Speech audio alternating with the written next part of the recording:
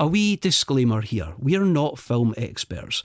We're doing this for fun and to try and shine a light on films which are seen as rotten on movie review aggregator website Rotten Tomatoes, and to poke fun at them as well. It's a chance to highlight that the critical consensus isn't always everything. We'd also like to remind everyone that we're about to go over all the film's details, including the plot. So there will be spoilers. Also, we just want to mention it's okay to disagree with our opinion. If you do, you can tell us and become part of the discussion. With that in mind, thanks for joining us and enjoy!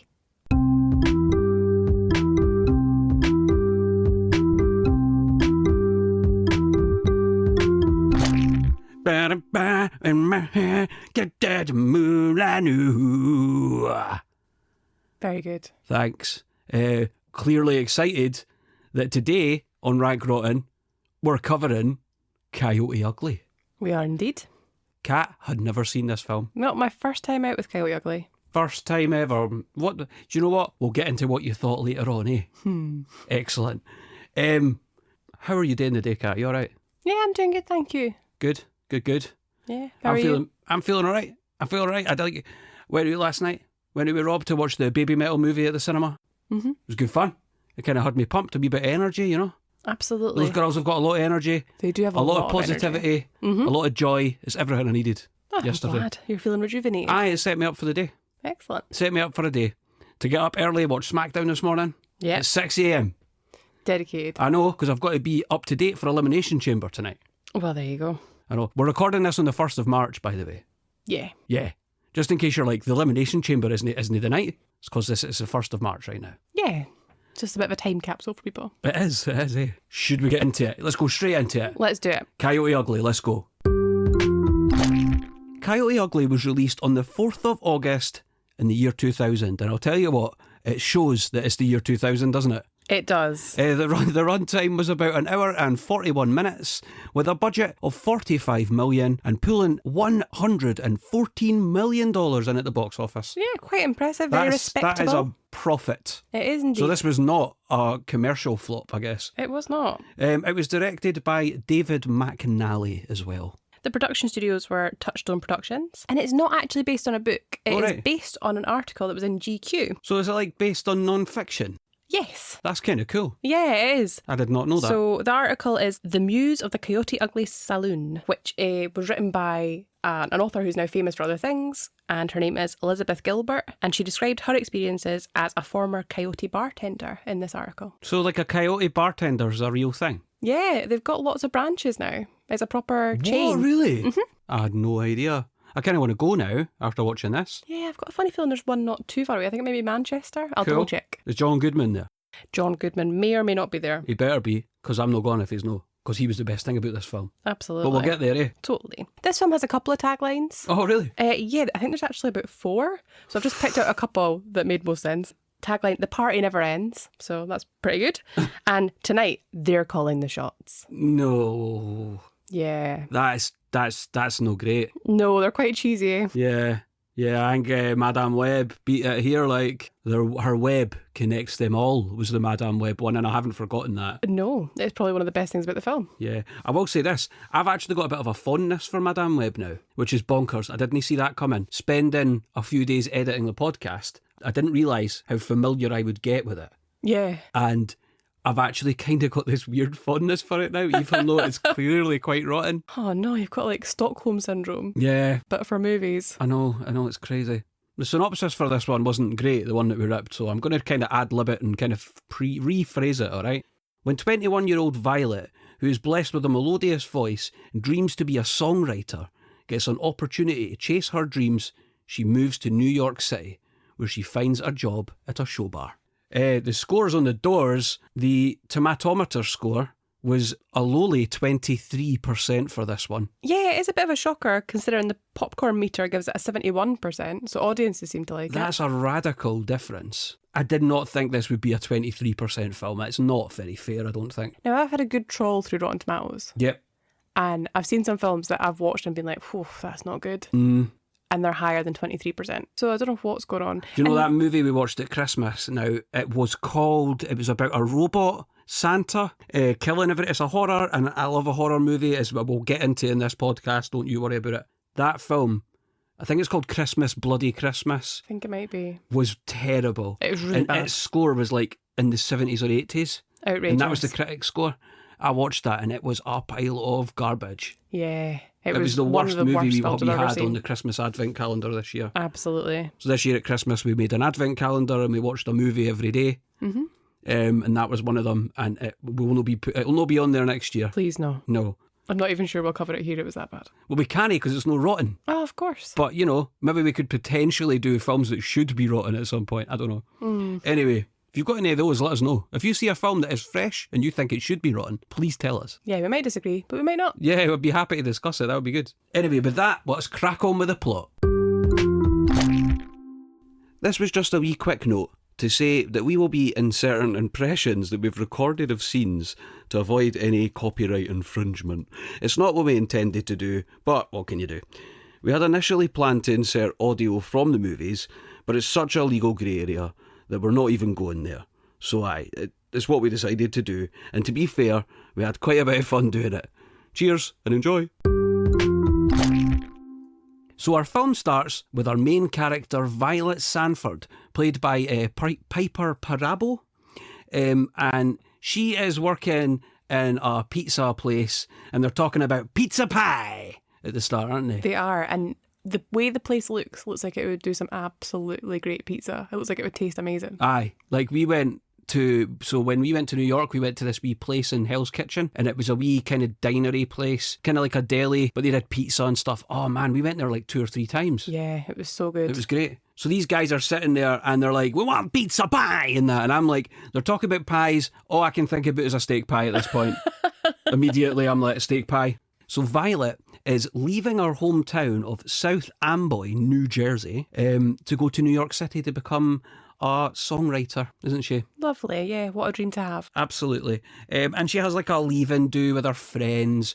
And her friend Gloria's there, who pops up frequently throughout the film. Mm-hmm. She's played by Melanie Linsky. She does a great job. Yeah, Melanie Linsky is class. I remember her scattered through various different things I've watched in the past. Mm-hmm. She's fab. She's really cool. She was in Frighteners as well. So all that time ago. Yeah. She was in Frighteners. She plays the deputy in Frighteners. Great film. And she was also, I don't know how many episodes, but she was in 2.5 Men. Yeah. Yeah. Yeah, I remember from that too. I'm trying to make a little bit more of an effort I realised when I did Madame Web, I didn't really talk about actors, actresses, etc. too much. I want to kind of slide that in there. I'm learning, right? Yeah, good idea. Let's just, it gives a bit of flavour. Exactly.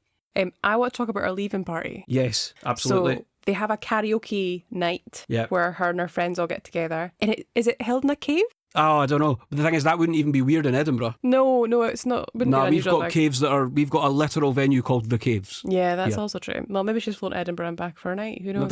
Maybe. But there was like sort of volcano-esque things on stage that were spewing out sort of smoke. Bizarre. And I I was love like, it. this is really strange. Very naughties. It's the whole yeah. randomness of it all, eh? Yeah, it is very naughties. And also, she's clearly very stage frightened. Like, she looks terrified. Well, Gloria. No, Violet. Right. Violet, when she's Well, doing this is a karaoke, running theme. Yeah. Violet is very self-conscious and she doesn't want to perform. which isn't great for her career choice. Well, no, really, because she wants to be a songwriter, Yeah. which is vital, I think. Yeah, I suppose. One thing to say about Melanie Linsky is that apparently she's famous for doing accents, especially American ones. All right. And she's from New Zealand. I did not know that. And neither did I. And everything I've seen her in, she's had an American accent from our Yeah. region in the US.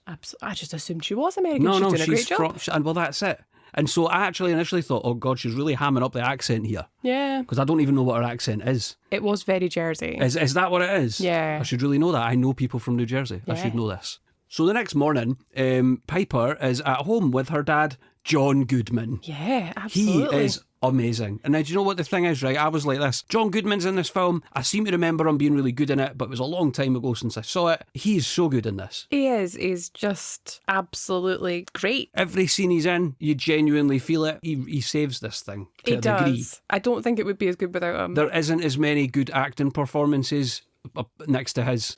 His is the best one. He does loads of stuff just by not doing very much. Yeah. And by being quite natural. I've got a few notes for parts later on where I was like, you know what, I can't believe he managed to make me feel that. Mm-hmm. by doing nothing, essentially. Absolutely, yeah. That's what acting's about, man. He's the goat. So anyway, it's quite cliched at this point. She's making breakfast for her dad. It's just her and her dad. The mum's clearly no longer with us. She's making breakfast for her dad. He's poring over the newspaper, getting ready for work. You know, it's a scene we've seen a lot. It is. And there's a lot of that in this movie. A lot of cliches. Yeah. You know? If it came out now, it would be really tired. It would. And you know, even for the time, I think people maybe saw it that way as well, to a degree. But let's just see what happens. I thought it was really cute, the way that John Goodman, Bill, is his character name, that Bill was interacting with Violet in that kind of, you know, dads don't show emotions, you know, I'm worried about you moving away. He tries to he's not trying to persuade her not to go, but he kind of suggests. Yeah, he just wants her to be safe. So things like the way that people say I love you without saying I love you, like, you know, like, oh, I've made your lunch for you, stuff like that. But for him, it's very, like, he says little things like, oh, you know, I've put a pepper spray in your bag just to keep you safe. And like, oh, look at all these murders that are in New York. To be fair, like, I know New that sounds York weird. is not a safe place as far as I understand it. Yeah, it does have a bad rep,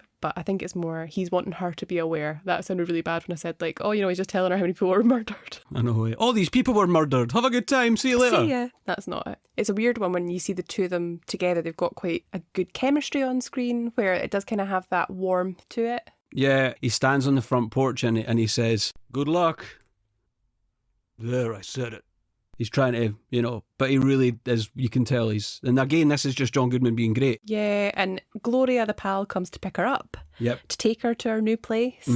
And is swigging Pepto-Bismol, which I just thought was class. Because it's the night after. Yeah, drinking it straight out of the bottle as a hangover cure. That's a cliche as well, isn't it? It is, but it makes me feel a bit queasy thinking about all that Pepto-Bismol. And also, I think at this point they really enriched the relationships between these characters as long-standing. So it's clear the two of them have been friends for a long time, and Gloria has a relationship with Bill, because she's like, oh, you know, don't be on your own, and I can come around for dinner if you want, and he's like, hard pass on that. But it's still nice that the offer was there. Do you know the interesting thing, actually? I'm just saying, there's nobody that's as good as John Goodman. Melanie Linsky's a close second. She was really good. She is good. So she gets to New York, she gets to her apartment, and it's an absolute dive. Oh, it's horrible. Like, you know those stereotypical horrible New York apartments? Yep. That's what this is? Yeah. 100%. It is. It looks rancid. She has a cat, though, and it's the cat's only in a couple of scenes, and I'm like, does the cat already live here? Yeah. Is the cat her roommate? Did it come in through the open window that seems to be open at all times? Exactly, she does, eh? Who is this cat? Yeah, it's got a collar. Does she name it? I hope so. Well, I think we should name it, because I don't remember her naming the cat. No, neither do I. Pepper. It looks like a pepper. Pepper. Yeah, so Gloria's like, oh, here, I've got you a big wad of cash, by the way. Yeah, what a good friend. Here, stick it in the freezer. Yeah, that's the safest place to keep your money. Is that a normal thing? Is that something people do? Not as far as I know. I've got something to suggest that maybe it is something people do, and it'll come up again shortly. I did think the freezer money was a bit odd. It might just be odd to me. Maybe we don't keep savings in the freezer. Nah, but I found this quite emotional when our pal leaves. Oh, really? Yeah. I felt like, our pal's leaving. And then I realised she's only going back to New Jersey. It's not that far. It's not that far. They actually mentioned the exact distance is 42 miles.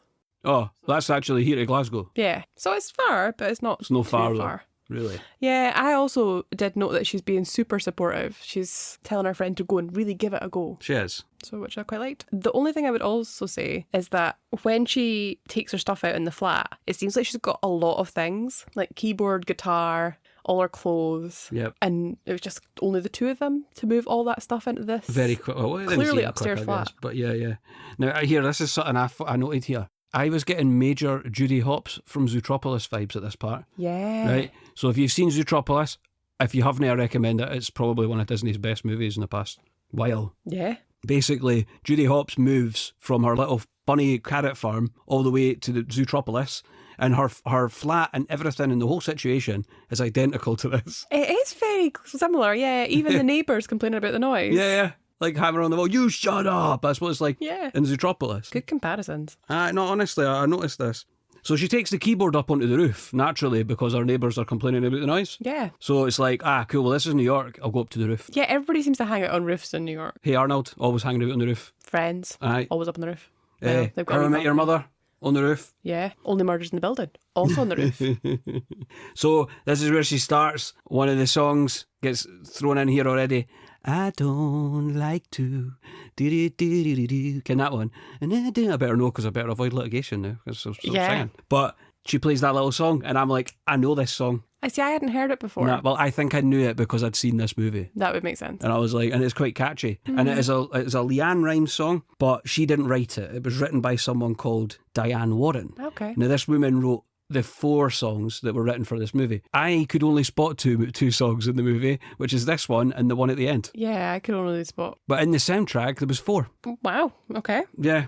So at this point, Violet is going to get her demo tape out there. She's going out on foot. She's going everywhere she can. She's going to recording studios and radios probably and everywhere else. And she speaks to this lady at the desk in one of these places and she rants about her life. She does. She totally rips on Violet. It's a wee shame. Violet's like, oh, here's my demo tape. And this woman's like, well, blah, blah, blah, and I've got this going on. And blah, blah, blah, blah. But your tape, again, it's kind of like, it's a bit mean. But one of the things she rants about is her bisexual daughter. Yeah, it is kind of thrown in out of left field. It was a bit odd. It's not the first reference. No, she talks about her broken toe ruining her dance career. Yep, it's not the first reference to the sort of LGBTQIA plus community. No, right? It's not. It gets mentioned a few times. There's a few wee references will pop along the way. But I did feel, I don't know if it really added anything to mention it, or if perhaps they were just trying to highlight this as an issue or highlight it as a non-issue, but she seemed very upset about it. Yeah, I think it's just, she was mentioning her daughter was 16 and she was having a few mother-daughter issues. Right. And I think it was just one of these things, like it was in a, like, I'm quite stressed out because my daughter is really annoying me. Yeah, absolutely. And at this point, Violet gives the thing that she does.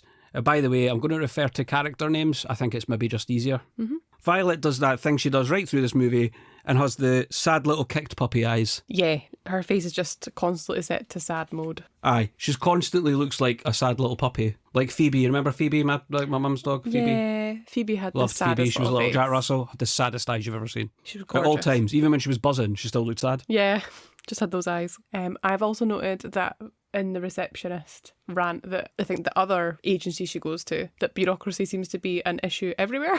And it made me feel better about my workplace, which has plenty of hoops to jump through. Absolutely. Because there's a scene where somebody talks about the fact that she has to have an agent to get a demo tape in, but to get an agent she needs to have a demo tape accepted. And it's this horrible loop that there's no way for her to break into. So she goes to a bar where the love interest works, who's called Kevin, but we'll get there. Yes. She goes into this bar and The Calling are performing. The Calling are Do performing. you guys remember The Calling? That guy and had like blonde hair, but that's how he sounded. Yeah, that was a really good impression. Thanks. And they're performing and I was like, that's that band. And I said The Wanted. And Kat was like, that's not The Wanted, that's The Calling. And I was like, cool. The Wanted are a very different band. I don't really know The Wanted. What do The Wanted do? I know they're British. So very different then. I think they do that one that's like All Time Low, and I won't sing it. That one. That's the one. So what I actually wrote down here, because I didn't realise his name was Kevin at this point, was Lying Chefman is what I wrote. Because she goes into the bar and she goes to the bar and she says to the guy, she's sitting there looking all like a kicked puppy, and the guy says, what's wrong with you? And then she's like, who's that guy? Because there's a guy talking to all these women, and she's like, he's the manager. And she's like, oh, the manager. I need to get my tape to the manager. She does need to get the tape to the manager. Can we just cycle back a little bit to her order at this bar? What's your order? Pepsi and crackers. Pepsi and crackers. Well, like Ritz crackers. Not specified. Right. But who goes into a bar like Pepsi? Fine. Pepsi and crackers? Yeah. Very odd. Let's go to the pub after this, and I'll go down and be like, can I have some Pepsi and crackers? And they'll be like, we only do Coke, and I'll be like, oh, that's that, isn't it? Yeah. No Pepsi and crackers for Mikey. Yeah, it'll have to be Coke and scampi fries. So yeah, the guy turns around and says, that's the manager, and she's like, who? And then we see the manager go into the kitchen and take off his jacket and then get his cooking gear on, because he actually works in the kitchen. He ain't no owner. He ain't no owner. He works in the kitchen. And so she goes outside to wait for the manager coming out, and then he comes out with the staff of the kitchen, and she's like, excuse me. I know. I've got a tape and I want you to listen to my tape. Yeah. I was thinking about how long has she been standing out there? Because God knows. When Kevin goes into the kitchen, let's just also cycle back to the fact it's got a kitchen. But anyway, we'll just take that as read. Yeah, the club's absolutely bouncing. Like, it is busy. So it must be midnight, maybe. Like, if we're assuming it runs like 8 till 3. Yeah. Then she's going to have to stand out there till 3 o'clock in the morning. Yep. And a lot of the places crackers. seem to close about 3, half 3 in this sort of version of New York City. Yeah. The sign never sleeps until it's half 3. Yeah, to be fair, I would want to sleep at half 3 too. True. But Actually, in the kitchen, I meant to say, there's a bit where the chef just shouts out, "Minimum wage, punk." What's that about? I think it's because he's being quite cheeky to him. He's being an ass, because it's like, didn't he diss people? That guy's working his ass off for that minimum wage, and he's working about 25 jobs. Well, that's true, he is working about 25 jobs, but he is also a bit of I think he's a cheeky chappy. I don't like him at this scene. So he walks out of the bar, by the way, which is called the Fiji Mermaid. Yeah. Right? Now, I was like, this bar, the reason I noticed it is because the logo is hideous. It's awful. Yeah. And I think they're going for mermaid, like sideshow, freak show mermaid. So it's like a ape with titties. Like, it's kind of weird. Yeah, it's like an ape's head on a mermaid's body. Yeah, and I was like, this is freakish. Anyway, Fiji Mermaid. So they come out of there and basically explains that, sorry, I'm actually the kitchen guy. And then she gets pissed off. So he does kind of string her along for a little minute, and I was worried that it was going to be one of the things that he deceives her for a really long time. Yeah, and then there's a big reveal. Yeah, I was like, this guy is a piece of shit. But I'm really glad that got resolved quite quickly. It does. This, by the way, this guy Kevin is played by a guy called Adam Garcia, and I don't recognise him from anything else. No, neither did I. So anyway, he's chasing after her, and she's getting annoyed, and she threatens to pepper spray him, and I'm like, please do. Yeah, to be fair, he's giving me really creepy vibes. He followed her for quite a while. Yeah, and then he makes a comment about watching her ass, or she makes a comment about that. But she does say for 30 minutes, so clearly been following her for a while. Yep. A bit icky. So after a wee bit more tape pushing, she's trying to go. She actually says to someone, the guy that's behind the desk, and she's like, well, you must know Whitney or Mariah. She says something like that. Yeah, she does say like, that. give this to Whitney or Mariah now. Like, she doesn't. I think she might be doing it in jest. I think she is. But yeah, odd. Very odd. And it's like, does she think this is going to work? I don't think she does. There was a very nice line though where. So she disrupts the guy's telephone line because he's constantly taking phone calls while she's speaking to him. And when she plugs it back in, he says, "We don't validate parking." And I quite like that. Amazing. I love it. So anyway, I kind of found it quite comforting to know that open mic nights are the same across the Atlantic. Yeah, absolutely. In that everything's kind of the same. Yeah. Apart from that they seem to have slots and they seem to be getting stressed with people not turning up. Yeah. I don't think that happens here. No, like I thought open mics were kind of free and easy. Yeah, I think they are. One of them, the wifey turns around and says something about throwing up to her. Yeah, she said the bathroom's over there for vomiting. Yeah, and it's like, so she's picking up on the fact that this girl is nervous as hell. She really is. Or she's picking up on the little kicked puppy vibe, one of the two. Poor Violet. Poor Violet. I feel sorry for her. She's actually really likeable. And you feel sorry for her. You just want her to do well. At least I did anyway. Yeah, I agree with you. So Violet heads out onto stage for her slot around the open mic, and there was these two guys sort of jeering her, and I thought, like, I know what happens, but they literally give her no time. No. And I think it's the sad puppy thing, like she comes on and she's quite nervous. They're like, awful, nervous. those guys. They're absolute dicks. Yeah, and like I liked also the fact there was somebody in the crowd that was like, give her a chance, you know. Yeah. Which I do feel is quite realistic. 100% would be me if I was there. You'd be sticking up for this poor woman. Yeah, and she Come on, Hen. Yeah. You can do it. So Violet's not having a great night, as we discussed, and she heads back home only to find out that her flat has been robbed, sadly. And the place that was already in a pretty sorry state is really trashed. They've gone through everything. They seem to have gone through her fridge and sadly her freezer. So they've taken the emergency money that Gloria gave her, and she's only got a couple of dollars left in her pocket, and she heads down to a diner to try and drown her sorrows a little bit and get some free pie from the man who feels a bit sorry for her. Yeah, he gives her free pie. It's really nice, actually. Yeah, I really like the diner owner. He seemed really cool. He does. He kind of plays up his part like a little bit, and I wasn't even mad. No, I wasn't mad about it either. I really enjoyed it. So it seems like the sort of place that people maybe come to quite often, like they have regulars. Just to say, our money's been stolen. So the guys robbing the apartment clearly knew to look in the freezer, which suggests to me it is a thing. It must be. Keeping your money in the freezer must be a thing. Yeah, because they went in our freezer, all they find is like stuff with frostbite. Like, oh, look at this pigs and blankets for Christmas still. Yeah. We're trying to chip our way through those at the moment. Yeah. Having them for dinner with some mash and some gravy. It's a good dinner. It actually is, aye. It is a really good dinner. So the diner owner, as I say, is totally vibing in his own place and has some music on in the background. Yep. And is asked by this girl who comes over to turn it up because it's an absolute jam, which to be fair it is. Is this girl one of the Coyotes? She is one of the Coyotes, and it is Tyra Banks who comes over, and her character name is Zoe. Mm-hmm. And she seems to just be having a good time. So she heads back over to her table where she's sitting with two other girls. And they're Also coyotes. also coyotes. Sorry, some people say coyotes. Yeah, I know. I'm going to just interchange them then. Oh, are you? Okay. Yep. I'm going to stick with coyote. Cool. The scene with Tyra Banks that really repulsed me for some reason, where Zoe is sitting eating ketchup off her finger. Oh. It gave me the absolute heave. Wow, I didn't even notice that. Yeah, she's like squeezing ketchup out the bottle onto her finger and eating it. So then Tyra Banks whaps out this $300 in cash and she's spraffing about it to her pals. Oh, look, I made $300. So Violet, speaking to the diner owner, turns around and says, "Are they hookers?" And then the diner owner sort of goes, "They're coyotes." And like, we're supposed to know what that means. Yeah, why would we not know what that means? She's okay with it though, because she's like, "Oh, sound aye." Yeah. Maybe she's heard of them. Maybe. She's I holding... don't think she has, but... She's holding a book of matches that I think are supposed to... maybe has Coyote Ugly on it. But right. I don't know if it's been cut out and we just don't see it. Okay. But she seems to then know that the coyotes work at Coyote Ugly. Oh, I've now turned to coyote. Coyotes, right. So I actually checked, right? $300, right, in 2000, so 25 years ago. Oh no, scary. 25 years ago. $562.58 now. That's a lot of money. It's quite a lot of money now. Yeah, in one night, that's a lot. Kind of, if it was £300 now, $300, whatever, it would be the same now, I'd say. Yeah. Got to make $300 in a night. Yes, please. So Violet then finds her way to the bar, to the Coyote Ugly bar. Right? What? I just can't over... It's coyote. I just can't. Yeah, I know, it's kind of weird. Eh? Anyway, she goes to Coyote Ugly, right? And she meets Lil, the owner of the bar, who Kat and I referred to as Mother Hubbard for the whole movie. Yeah. Because she clearly was kind of mothering over all the others. Yeah. And she's clearly kind of like the matriarch of the group. Very much So I was like, Mother Hubbard. And then we didn't really know her name because I didn't hear anyone say it until later. Yeah, so, definitely. Maybe I just didn't pick it up, but I felt like I was watching it pretty closely. So, so yeah, she's played by Maria Bello.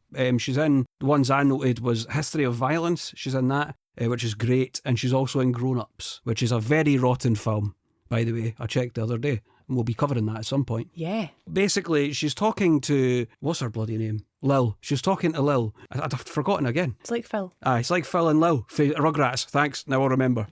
She's speaking to Lil, and Lil's not having it, is she? No, she is not. She's like, "No, I'm not interested in you." And then basically, she kind of puts her foot down, and she says, "Look, are you the owner? Because I've had a rough couple of days, and so the last thing I need is some waitress on a power trip wasting my time." And I was like, "Oh, nice, she grew a set." She did, yeah. It was one of the moments I was like, "Oh, that's a bit of fire there." I know, a wee bit of fire, and I think Lil recognises it. Yeah. Because then she goes, "Fine, I'll give you an audition." Yeah. Like this is a friggin' stage play or something. I guess it's kind of like a trial shift. Aye, I guess it's a trial shift, aye.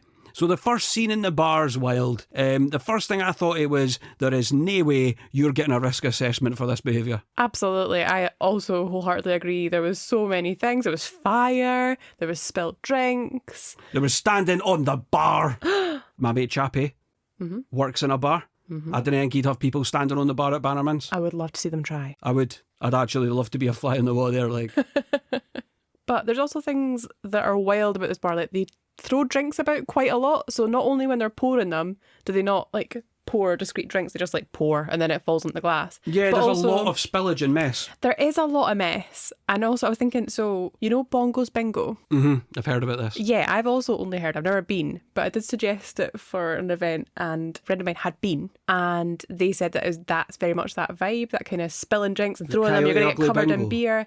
I don't think it's quite Coyote Ugly because I think you can win a Henry Hoover. So You didn't win a Henry Hoover at Coyote Ugly. you do not. You just spend loads of money and get drunk and then get hungover and regret it the next day. Basically, and you come out all sticky, your clothes are ruined because you've had beer spilled all over you. The smell. Yeah. You're probably wet if you asked for water. You're not allowed water, by the way. No. You ask for water in Coyote Ugly, you are getting soaked with a wee gun. Absolutely. The wee scoosh gun. The wee Yeah. bar gun. She'd blast. I was like, I'm pretty sure there's some sort of requirement that if you ask for water, they've got to do it. But Yeah, no, in this bar, you're not allowed. You get scooshed. it reminded me of, you know, that restaurant that's popped up where you are served by Karens? Oh, yeah, and they're all dicks to you. Where they're yeah. all really rude to you. Yeah, I saw because that. there's loads of instances of people asking for a drink. They're like, nah, don't have that. Yeah. And it's like, okay, well, this is a bar. So, Yeah, you know, that's I'm a it. paying customer. Please don't do that. No. At this point, Lil also goes over the rules She does. for working in Coyote Ugly. And there's only two, so that's quite good. There is only 2 rules. The rules are, don't date any of the customers. No. and no boyfriends allowed in the bar. So a bit of a crossover. Yeah, sometimes you might know somebody and they'll pop in to see you, or if you're buying a drink and then you end up bumping into them in the street. It's a bit difficult to maintain those rules, I think. Yeah, I've got a few things to point out here, right? One of my favourite parts about this scene is when Lil/Mother Hubbard absolutely Hulk Hogan's the shit out of Violet's t-shirt. Oh yeah, She just goes, oh well, she's like, oh, I like your shirt, and then Violet's like, oh thanks, I got it, and rips it off. Aye, rips sleeves off. Rips off the sleeves, rips the stomach. Yeah. Boom, there you go. Now you're all sexy, apparently. Apparently so. That's Right. what I've been going wrong. The other thing, right, I would hate this place. I'm standing there waiting for my fresh orange and lemonade. There's chaos. You're definitely not getting There's that. drinks spilled everywhere. Yeah. They'll probably take the piss out of me for ordering it and no drinking alcohol, even though I didn't drink it. Yeah. This place is my worst nightmare. Oh, honestly, I would hate it. I actually wrote this down because it was giving me quite Edinburgh Fringe vibes. Oh, And like, you're never getting to the bar. It's really hot. It's really you sweaty. can't even cross the street during the Fringe Festival.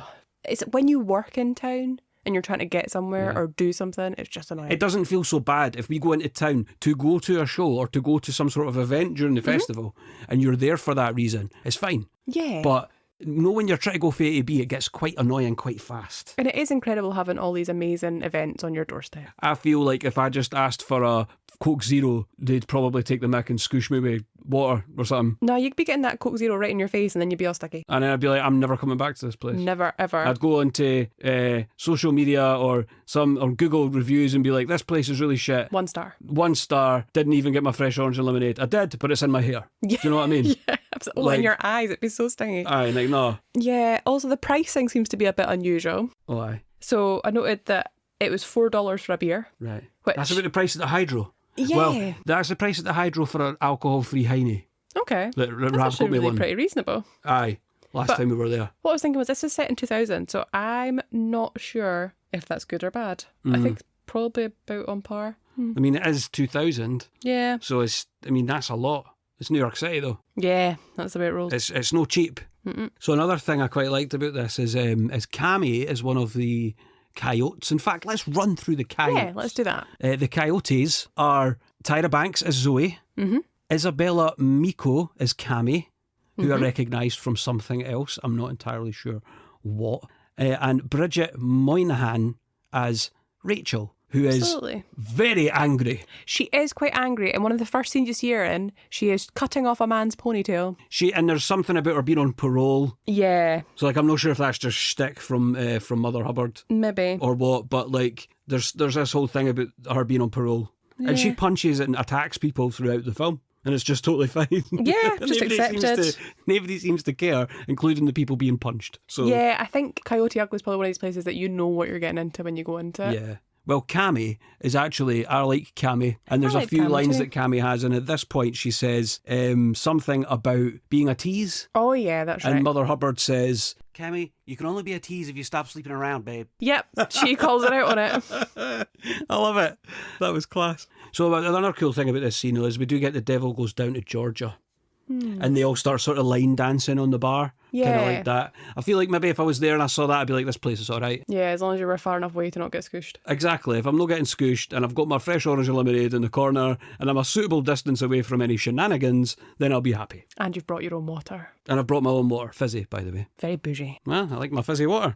In this first audition, Violet breaks up a fight between two people. She does. And there's a reference to something I don't understand. And it is, well, it's not that I don't understand it, it's just I don't have context for it, but it's something about the Cowboys and Oh, or yeah. November Night or something like that, right? Yeah. And it's like, is this basically just like our version? Is that, if it was us, is it like the old firm's on, we're not going to Glasgow? I think that's it. Yeah, I think she's implying that it's two local teams really close to the Super Bowl, Aye. maybe? Just Or like I'm not Thanksgiving going football. to Hibs Hearts at Tynecastle. Yeah, very much. Just for anybody, for context, these are examples in our local, relatively close vicinity of sports events that you didn't really want to attend, especially if you're a casual sports observer.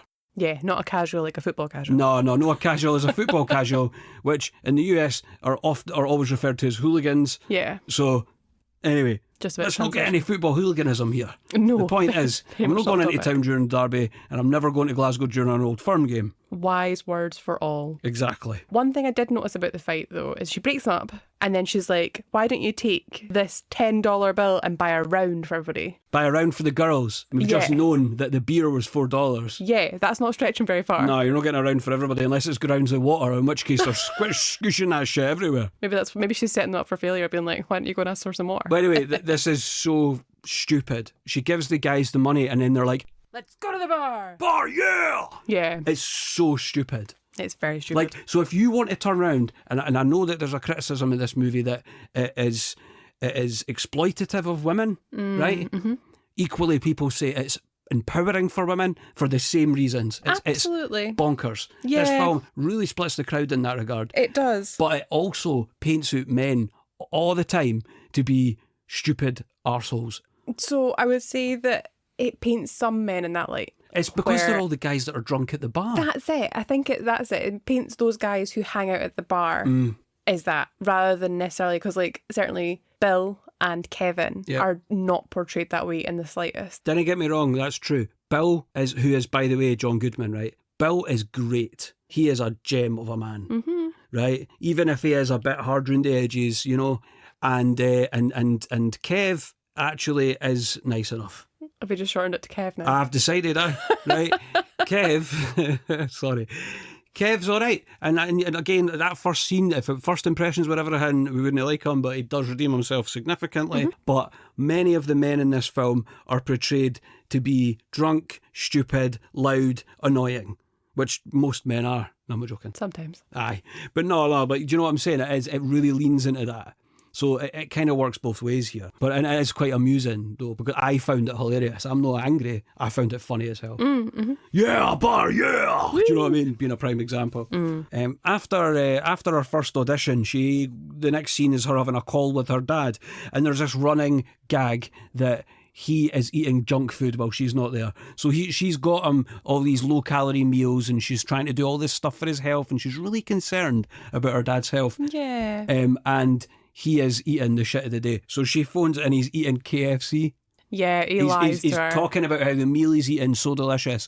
One of these low-calorie meals, I can't believe it's so nice. And he's literally tucking into a bucket of chicken. It's funny as hell. It did look really good, the chicken. Yeah, I actually wrote here, I want this target weight. I keep saying, when I get to my target weight of 90 kilos, I'm going to go and get a bucket of chicken. And I'll probably only be able to eat 2 bits. Yeah, that's the downside. So maybe I'll just get a couple of bits of chicken. One thing I noticed was that when she's calling her dad, and I appreciate that sometimes you've got to squeeze in phone calls to loved ones when you can, that she's getting changed. Yeah, she's in a house, aye. And it just feels a bit like it was before AirPods or any sort of Bluetooth technology, so it's just a bit awkward. Like, just get changed, then phone your dad. You don't have to do it both at the same time. So after this bit, she goes to the kitchen, back to the kitchen to visit Kev.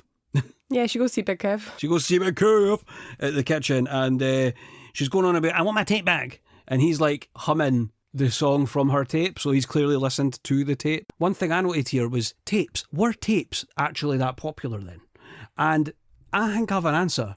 At least for me, they were. Yeah, I think they might have been. I think they might have been just like on the cusp. Well, I know some folk in my class had mini disc players. A mini disc, for those who don't know, was like a wee cartridge with a kind of like tiny CD inside, and you could record music onto it. Bob's your uncle, right? And the quality was better and it didn't skip and everything.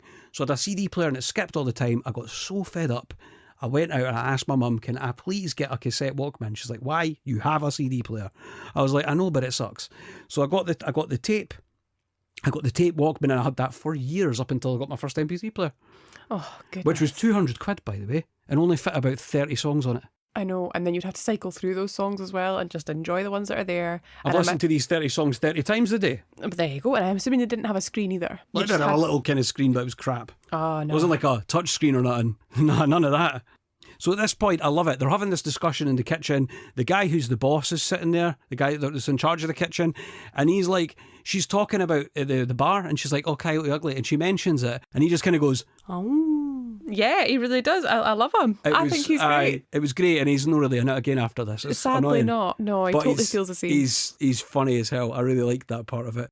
One thing that struck me here is this typical Hollywood relationship here, is that we have this gorgeous young woman and this gorgeous young man, but she's overlooked and no one knows she's there, and she's kind of like the wallflower. she's quite quiet and everything, but she's not. I mean, she's a stunner. Obviously, She's that beautiful. That doesn't mean everything, you know. I'm not convinced by her performance, I guess, maybe is what I'm saying. I can't imagine a world where she's not noticed. Nah, but at the same time, we probably shouldn't have cast aspersions like that. And then we get the shopping scene. Yes, Cammy and Violet go for a little spending spree because it transpires that Cammy is the fashion coordinator. Yeah, the fashion coordinator is what Lil refers to her as earlier on. And I just had yawn for this scene because they were shopping and it was dead boring. Yeah, they did have a good montage. There was a montage and I did appreciate that. And thankfully it was quite short. And after they've tried on all these clothes, there's this really, really odd sort of part where she looks into the mirror and she goes, "Forgive me, Father, for I have sinned." Yeah. What was that about? I'm not sure. That was It very feels confusing. really out of place. It doesn't make any sense. It doesn't have any reference to anything else that happens in the scene. The only thing I Very can odd. think of is that Lil introduces Violet Yeah. as a kind of nun, like she's escaped from the convent, so I think she's trying to kind of accept the fact that she is going to be a coyote. We're back at the bar for the next scene. And it's like all the guys in the bar are more rowdy than last time. And this is kind of something that kind of comes each time. They seem to be getting rowdier. And this time they're like, "This is amazing." And I honestly was sitting there rolling my eyes like this. Yeah. I sound like a granddad and I didn't even care. Yeah, it does not seem as far place. The next... This is at the point where she is going, "I'm drinking too much tequila on this job." And because people are buying her, it seems to be tequila. Maybe they had a Yeah. deal with Jose Cuervo or something. I don't know. There's tequila galore, right? And she's like, "Oh, I can't drink all this tequila." And one of the lassies turns around and goes, "Here, get yourself a beer and spit it into the beer bottle." And then she's just like, "That's a great idea." And then she just terribly spits it into the beer Oh, bottle. she does a terrible job. Bits go all over the sides. It's gross. It's horrid. It's really horrid. And one thing I noticed on this was that they said to be careful with your spittoon bottle, is what they call it, which is gross. Because one time, one of ours got accidentally served to a customer. Right, wait. Is there a communal spit bottle? There is not. They seem to have individual spittoon Right, that's bottles. slightly less gross. But you're still serving somebody a bottle of backwash Oh no, tequila. like that's disgusting. What I mean is, I thought they were all spitting into the same bottle. No, thank goodness no. That's just grim. Oh, it's awful. Like, this is just another aspect of the fact that I just don't want to be there. So at this point, some guy comes in and he's sitting at the bar and he orders a water. Oh, so dear. So our lass Violet does, or Jersey as she's known at this point, because she has a second name because they have a coyote name. Oh yeah, I forgot about the coyote names. Yeah, they've got a coyote name and hers is Jersey, right? Like the potatoes. Like the potatoes or the cows. We had this discussion. I didn't know Jersey cows were a thing. Casually, they're very cute. They're very cute. And also, I mentioned Jersey Royals, the You potato. did. You did. So I do like tatties the and Jersey cows. And so the guy's sitting at the bar and she's like, "Cool, he's ordered a water. You know what that means?" And so she scooshes him square in his pus, gets the guy covered in water. Lil comes running over and goes, "No!" And it turns out that this guy is the fire marshal. Uh-oh. Spaghetti-oos. Not great. Lil is informed by the fire marshal that she will get a $250 fine because of this incident of there being too many people in the bar, which, by the way, is just a running theme with this place. The laws do not apply. We can do what we want, apparently. So Health and safety nightmare. no, exactly. And so she says to Violet / Jersey, she says, "You can, if you make me the $250 tonight, you can keep your job." Oh, lovely. What a great offer. Well, to be fair, Jersey / Violet has no choice now. Nope. She is like, fine. So the way she does it is Kev walks into the bar and she has an epiphany and she says, basically, she auctions him off. She does, and I am unclear of what these ladies are bidding for. Yeah, like, I don't know if they're like bidding for some cheeky time in the car out the back or what. Nah. I don't know. But I wouldn't suggest so if she's essentially the guy she's seeing. Yeah. And she's auctioning him off. Yeah. It's I want to also see the maybe T's and just for C's. fun. I don't know. It's a really funny thing because, right, Kemo, you're going to give me stick for this. I'm going to mention Road Trip again, right? Oh, here we go. In Road Trip, right, they auction off women in that one. And so that feels, for some reason, much worse, right? But these young women are all doing it, and it's the way I assume is it's for charity. I don't remember. It probably isn't, though. And And it's, again, unclear what this whole thing is. And in Road Trip, there's the wee dorky guy is trying to bid for the girl he likes. Not Tiffany, is his girlfriend, it's the other girl, Beth, right? He's trying to bid for her, and it's creepy. Yeah, to be fair, this one also feels a bit weird for me. Like, I've written down that it kind of made me feel a bit icky. It does, the whole auction thing. But you know what? It's a decent plot line. For its time, let's look at it through our naughty's lens. Yeah. All right, back then we were all right with auctioning each other off, apparently. Apparently so. It's fine. The best part about this scene for me is the fact that we have Caitlin Olsen. Yeah, she does make an appearance. Yeah, Caitlin Olsen, for those who don't know, is Sweet Dee from It's Always Sunny in Philadelphia. Yeah. A show which I have dipped in and out of and have laughed, but never really watched all the way through. She's great in that. And this is like one of a few cameos in the bar. I think it was a thing. I think they thought, let's see whoever we can get, and we're going to chuck them in the bar. But yeah, but she's bidding, but she doesn't win. Some much older wifey wins. In fact, there's 2 older women, so I didn't really know what the arrangement was there. I dread to think what they're sharing. Yeah, and then basically after this scene, they're wrapping up the bar and they're cleaning up and everything, and there's like a drunk girl still at the bar, and they're cleaning up all this friggin' tequila that's spilled everywhere. Probably sticky mess. So it's mopping the floor with all the water that's everywhere. You know what I mean? Yeah. And at this point, I noticed as well that she's humming along to Blondie one way or another. And I don't know, and I remembered it, and I'm glad I did, and I'll mention it shortly. Yeah, so she goes outside, and Kev's outside waiting for her. Yeah. And he's like, hey. And he basically starts talking about the woman who bidded for him. And he's talking about how he basically rattles off a bunch of cliched stereotypes about older women. Yeah, he hit like middle-aged woman bingo. Yeah, he does. It's pretty brutal. And then I loved this. He goes to his car. She's like, oh no, you've been clamped. He's like, oh, that's fine. And he takes the clamp off and chucks it in his boot. Genius idea. So he's got a fake clamp on the car so that nobody can clamp him and he can park where he wants. Yeah, he's got it sorted. So he takes her out for a wee while. They go here, there and everywhere. He's shown her his multitude of jobs. He has loads of jobs. Lots of jobs. Absolute jobs worth. And at one point they go in somewhere and he exchanges a brown paper bag with some guy. And she's like, oh no, he's into drugs. It does look like drugs. It does look like it. And you do, and you're obviously supposed to think that. And then he pulls out our Amazing Spider-Man comic. Yeah. And it's the Punisher's first appearance, and he's paid $1,000 for this. Yeah, that feels very He's paid pricey. $1,000 for this. Yeah, Punisher's first appearance, awesome. I need to check this out. Yeah. I actually meant to jot it down so I could go and find it because I want to read it. So once they've had a wee gallivant, they are on the bonnet of a car. I've seen it in movies and TV shows many times, and the one that always springs to mind for me is Wayne's World. Yeah, right? It's the classic. Yes. But they're lying on the top of the car and they're chatting away, and I like this because for a reason. There's an exploration here in this film about this woman who wants to be successful in the industry, but she doesn't want to be a star. Yeah. She wants to be a writer. I really liked that. The fact that she wasn't in it for fame and glory. Yep. She was just in it for the music. And I love that, but equally I'm sitting thinking, did they only do that just so they could be only slightly different from the same story we've probably seen a few other times? Oh, I want to go and make it as a star. Oh, I'm struggling to make it as a star. But she wants to be a writer instead. So it's just a little different. But at the same time, I can't say that I didn't appreciate it because I did. Yeah, I think it was good. And then she says, and every time I hear that song, I remember exactly what she was wearing and exactly how her hair smelled. I know exactly how I felt because the great songs last forever. And I think that's a really cool line. Yeah, it's a beautiful way to think about music. It's cheesy, right? A bit. But I just thought it was really nice, and I was like, that's class.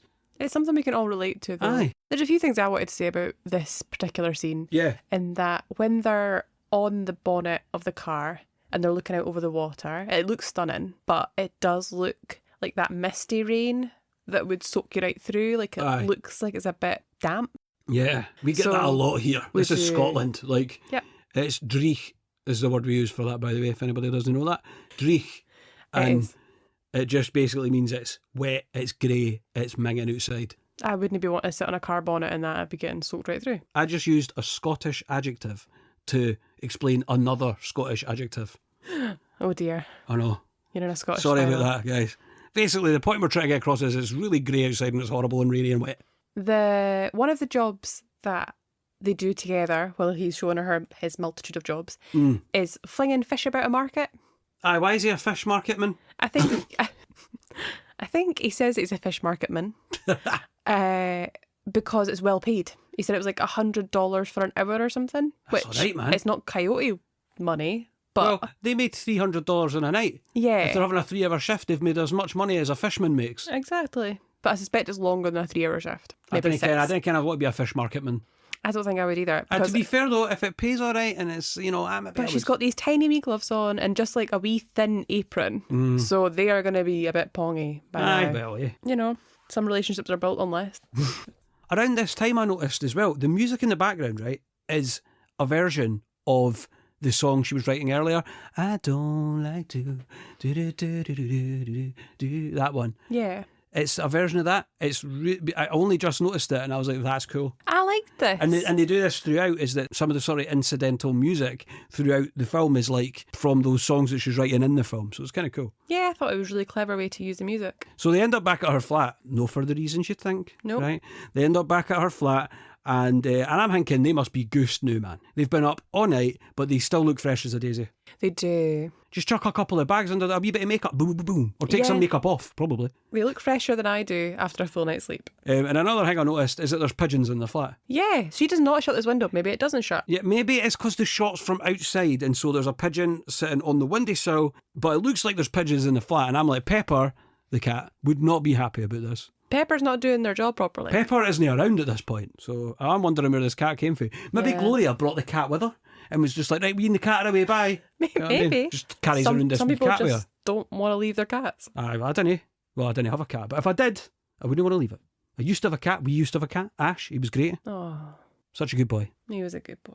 The next bar scene kicks in and it's chaos, quite honestly. Yeah, like it definitely So feels I busier. said it kind of gets incrementally more busy.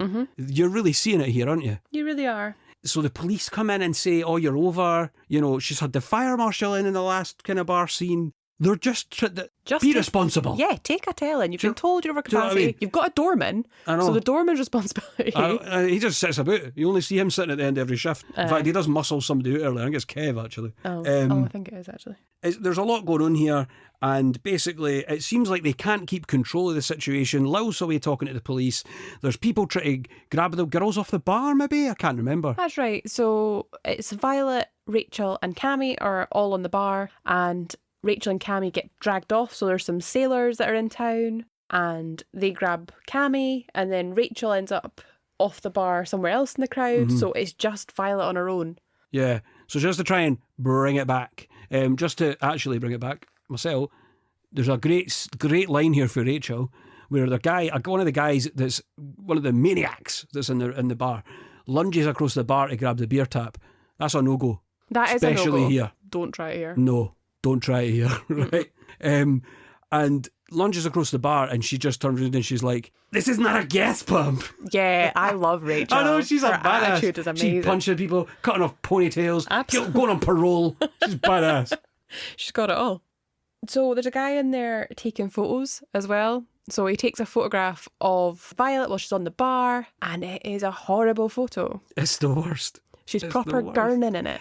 I don't know why they didn't just take another picture. Yeah. I mean, you know, it's 2000, maybe it wasn't as easy, but surely you take like 10 and then be Well- like, well, we'll pick the best one. He does take the picture and then he gets shouted at saying that there's no photographs to be Allowed. taken in Coyote Ugly, which I think is a pretty fair statement, but I think you'd really struggle. It just kind of, see the These days? lines between bar and strip club are just getting merged even more here. Yeah, it is, Right. it is a very fine line in Coyote Ugly. At this point, it became aware to me that Lils knows everyone. She does know everyone. It's like the police come in and first she's like, oh no, it's the police. The next minute she's like, bye Larry, or whatever his name is. yeah, And she's the same with the fire marshal. She knows everyone. she does. I think she's had a few issues before. Clearly. And the police just keep letting them away with it. So the crowd are getting more and more out of control, and Cammy and Rachel have been pulled into this crowd, and Violet's on her own. So she's trying to think, how am I going to manage this situation? How am I going to kind of bring everything back down a little bit? So she grabs a bucket of ice and tries throwing that on the crowd. Yep. and that does nothing. Doesn't do anything. Nope. So the only solution is for her to sing along to the jukebox. So she starts singing, and she, of course, sings wonderfully and starts to capture their attention and bring everybody back together. Yep. And give Rachel and Cammy enough time to get back to where they should be. Yeah. So she sings in the bar, and it's class. It is. And she starts to come out of her shell, and it's clearly apparent that she's more comfortable not singing her own music. Absolutely. So the stage fright is clearly to do with her singing her own material. Hint, this is kind of important. She doesn't like singing her own material, but other people she's fine. Yeah. Which, to be fair, you can kind of get. Absolutely. It's very different singing along karaoke than singing your own material where somebody can judge it. That's it. The karaoke brings everybody back together, and the kind of high tension sinks a little bit and goes back to a more normal level. And it's seen as a great success. And we move on to seeing them tidying up at the end, where Violet picks up a pair of grotty old pants. Oh, God, she does. What's that about? Honestly. I forgot. There's a bra in the background, I know. Oh, there's bras everywhere, though. Just, as I say, I can imagine it being sticky and smelly and gross. Yeah, that's it. It's gross. And so anyway, after that absolute high when she's been sniffing somebody's pants, she doesn't sniff them, but after that, she decides, this bit is weird, I think. She rocks up to Kev's house. It's 3:30 in the morning. Yeah. Approximately, right? As discussed. She goes to the guy's house and he answers the door and he's like, what's going on? And she's like, gives him a kiss, and she's just like, I just wanted a nighttime kiss. And then she just goes away. I would be raging. I would be pissed. I would be absolutely And I'd be like, raging. this woman is a crazy woman. It's unacceptable behaviour in my opinion. And also, when he answers the door, he's clearly just sleeping in like some shorts and without a shirt. But he puts like a shirt on, unbuttoned. So it's like, but it's like a dress shirt. So it's not like a hoodie or, you know, something that you throw over yourself like a dressing gown. Just an odd choice. So she goes back to her own apartment and she's on the roof. Standard behaviour for Violet. And she's on the roof and she's got her guitar slung over her shoulder. It's very noughties. It is. 90s probably too. It reminds me a lot of like Sheryl Crow. Yeah, aye. And you know Jack Black in Tenacious D movie where he's got the guitar slung over his shoulder all the time. And for him, he's taking the piss. Yeah. This film, isn't he? No. Do you know what I mean? There's a difference. And anyway, this is where she writes, "Baby, you're the right kind of wrong." Yes.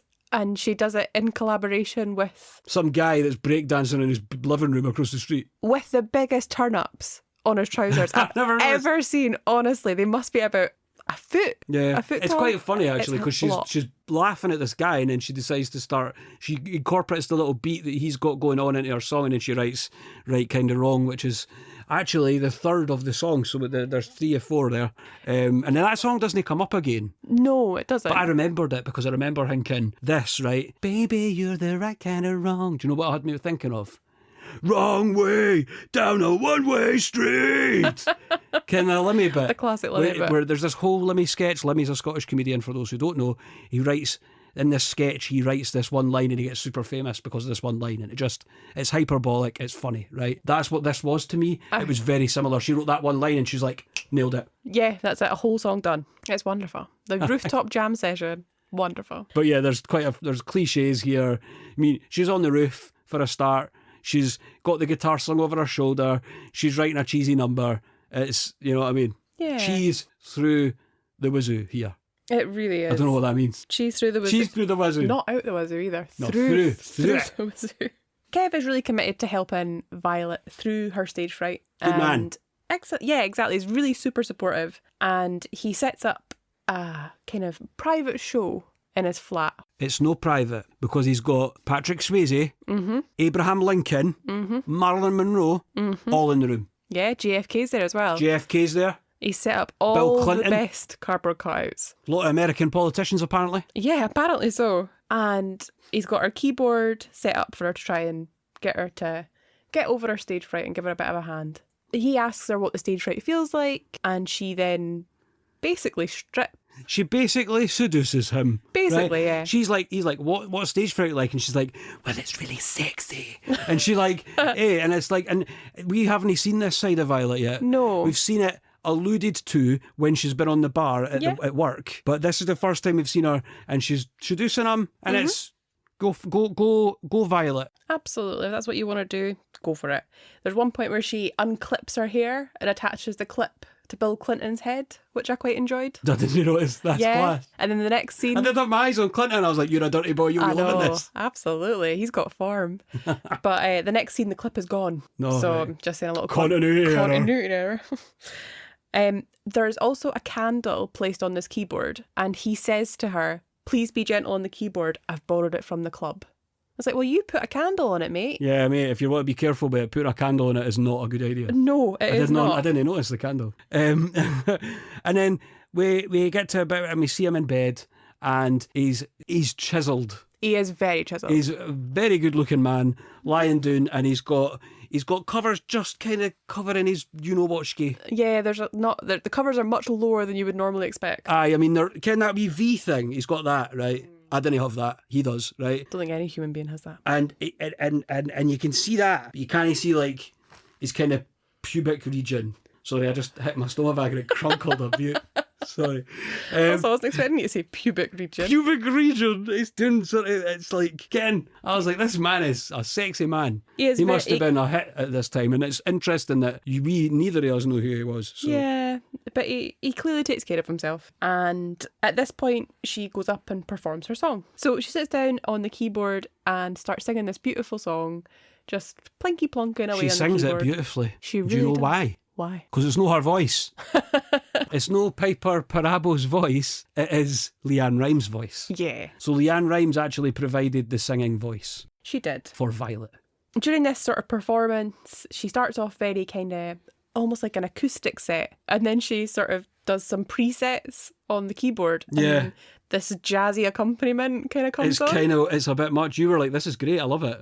I quite liked it, yeah. But it's like she's singing and it's all very nice and it's like kind of like the stock you press the keyboard and it comes on. DJ. Aye, it's very that. Yeah. And then the next scene we see her having an absolute spending spree. It's clear she's making a lot of money through Coyote Ugly. And she buys a Mac, state of the art, right? This Mac is $1,599. A lot of money now. Well, I checked it out, right?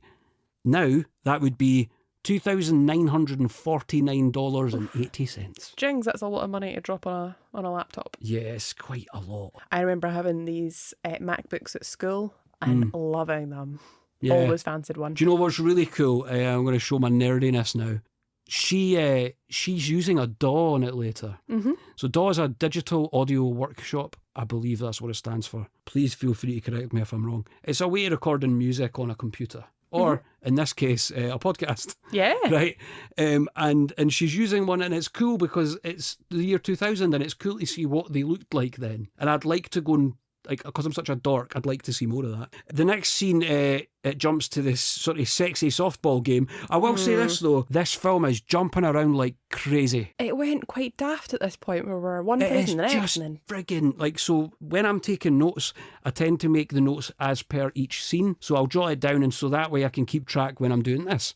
My notes are chaos because they're jumping around every 5 minutes. Yeah, there's a lot of swaps. A lot of swaps. But anyway, they're at a softball game. It doesn't really seem to have any importance to anything. Who knew that Coyote Ugly had a softball team? Yeah. Where one of them strips off to just it's Cammy, to distract. Again. Of course it is. Yep, she's always getting her bits out. Yeah, to distract the picture, who was the bad guy in Miracle on 34th Street. Right, so the Miracle on 34th Street 90s remake, the guy that's the Santa Claus. The drunk Santa. The drunk Santa Claus is the guy that's pitching, I think. Yeah. And he's not got quite the same charm or as iconic a line as the original Miracle on 34th Street, where he goes, "A guy's got to do something to keep warm." Yeah. There's none of that in the remake. Nah. My dad is absolutely correct. Dad, you're right. The original Miracle on 34th Street's way better. I think I don't know if that's rotten. It might be. The 90s one. Anyway, we can explore that later. Towards Christmas, perhaps. Aye. And then we get another bit of the junk food subplot where he's at work. Bill is at work, her dad, and he works in like a toll booth. And he's just sitting talking to her about food, and he's like slides a McDonald's packet into the bin. Yeah. Bill isn't he looking after himself? Yeah, he gets a turkey sandwich with no mayonnaise from her. She brings him lunch. Yeah, she brings him lunch, that's right. She brings him lunch at his work, and then he slides the thing way over into the bin. Oh, dear. So then we move on to a date that Violet and Kev are having in the record shop. And it's quite a strange shop because I noted down that there was a clown in the background. Really? Yeah, there was like some sort of clown cut out. It was very busy. By the way, just to say, we just watched this. We did. And I've forgotten. Oh, this. well, to be fair, it's only a flash. There's also a gent in the shop who looks like Alice Cooper. I didn't see that. It is not a cameo from him, sadly. It's no Big Vince. It is not. Oh, that's Alice Cooper's real name. Vince Fernier. Yeah. We're going to see Alice Cooper in July. That's exciting. I can't wait. And it's in Edinburgh. And I know that might sound like it's not that big a deal, but we didn't get many gigs here. No. So I'm really excited. We normally have to go through to Glasgow to see bands, but we're going to see Alice Cooper at the Playhouse in Edinburgh, and I cannot wait. It'll be brilliant. Anyway, sorry, digress. The shop. That's the end of the shop. Yeah, because we're jumping around so much. We are jumping around a lot. So Bill, after having received a lovely lunch at work, comes in to see Violet at work. /Jersey. /Jersey. So Bill comes to see her at work because the photograph that was taken earlier in the film has appeared in the paper. Yeah. He wants to see what it's all about, and when he steps in... He's pissed. He is not best pleased because all three girls are on the bar pouring jugs of water. Sorry, all four girls this time, because Zoe, also like Tyra Banks, is also working this shift. I think she's popped in for a visit and they're like, oh, come on up, like, you know, you'll always be one of us sort of thing. And they're pouring like jugs of water over each other. And there's a lot of water floating about. Who did she say that thing to about you'll all be one of us? Always be one of us too? I think it's that sort of vibe. So they say that to Zoe, because you know how she's left. She leave? So she's going off to law school. That's what she says. Oh, That's yeah, why there's the there's whole a thing vacancy. about law school, and I literally was thinking this earlier. Why are you going to law school when you're making $300 an hour? To be fair, it sounds exhausting. I couldn't work like 9 p.m. No, till but you 3. just get to go to a bar and you get to spill tequila everywhere, get really sticky, spray fire marshals with water, get to meet Leanne Rimes later. I think you've answered your own question. That sounds awful. Yeah, it's pretty shit. Apart from meeting Leanne Rimes. Meeting Leanne Rimes, I'd like to meet Leanne Rimes. Seems like she'd be nice. Anyway. So, as you can imagine, Bill is not best pleased he's about angry. this, and she just sees his face in the crowd because again it's really busy, and then she tries to call out to him and tries to go and see him. He's not happy though. He's not happy. He says to her that guys are putting the picture of her up in their booths at the tolls. But when he shows her the picture, it's not the same picture the guy took. It's actually a nice photo this time. So the hideous picture from earlier isn't the picture that he has. Yeah. Which is quite funny because they've obviously went, oh, that's a shit picture, let's get a new one. Yeah. But I jotted down here that he gives her the Matty look. So Matty was one of the ladies from Madame Web, the one with the skateboard who skates in front of the ambulance and gives Cassie the dirtiest of looks. She really This is does. a similar look. It is. I wasn't sure if he was annoyed at that or he was just annoyed that Kid Rock was on the jukebox. Yeah, so... It's that bloody terrible song. I'm a cowboy, baby. Oh, God. Get That that. one. So he is understandably quite angry, as I'm assuming a parent would be. Yes. Violet tries to call him shortly afterwards and he's not answering, and you just see him listening to the voicemail as it's being recorded. But Violet decided she's going to carry on working at Coyote Ugly despite her father's best wishes, and is working there one night when Kev pops in. I was actually thought at this point, sorry, just to say, I thought that she was on the phone to him and he wasn't answering, so he was just listening to her, talking onto the answering machine. Yes, that's right. Is that what he's doing? Yeah. Cool. So that's what she's... I actually also really liked it because she's really coy here. And it's that same coyness you have, and you might remember it, anybody listening, when your parents were mad at you and you were trying to talk to them and you knew you'd done wrong, but you're like, that's what she's doing here. She is, but actually this is a absolutely stellar John Goodman scene. Oh, where so good, man. He doesn't say a word. No. Not one word. But you can see at this point he starts to straighten himself up a little bit. He's kind of like being a slightly larger person myself, I'm used to doing this. He's looking at himself in the mirror, he's holding his stomach in, he's looking at his chin, he's admiring the fact that he knows he's out of shape and maybe needs to start thinking about looking after himself. Absolutely. There is so much said in this scene, but nothing is said. Totally. And he clearly thinks I've got to start taking care of myself. He says a lot by not saying much. Brilliant. So there's another scene at the bar, and it's very busy yet again, and we have another exciting cameo from Johnny Knoxville. Yeah, it's Johnny Knoxville of Jackass fame. Yes. The main Jackass guy for anybody who's a casual Jackass fan. And he's accompanied by this very excited man. I've jotted him down as Screaming Man. Yeah. That's literally all he does. And it is hilarious. So at this point, Kev has set up a slot at open mic night for Violet. by calling in a favour with somebody he knows so that she can try and go and conquer her fear and get over her stage fright and perform her own songs because there's potentially somebody there who might pick her up. Violet keeps mentioning to Lil that she needs to go by 10:30 and that she can't, she's mentioned this to her before, she needs to go, but the place is rammed. Lil's like, you can't leave, look how busy we are, you'll never get out. Violet says that if she needs to leave by 10:30 and it's already 20 past 10. Yeah, and at this point I'm thinking, if you've arranged to get time away, then what's the problem?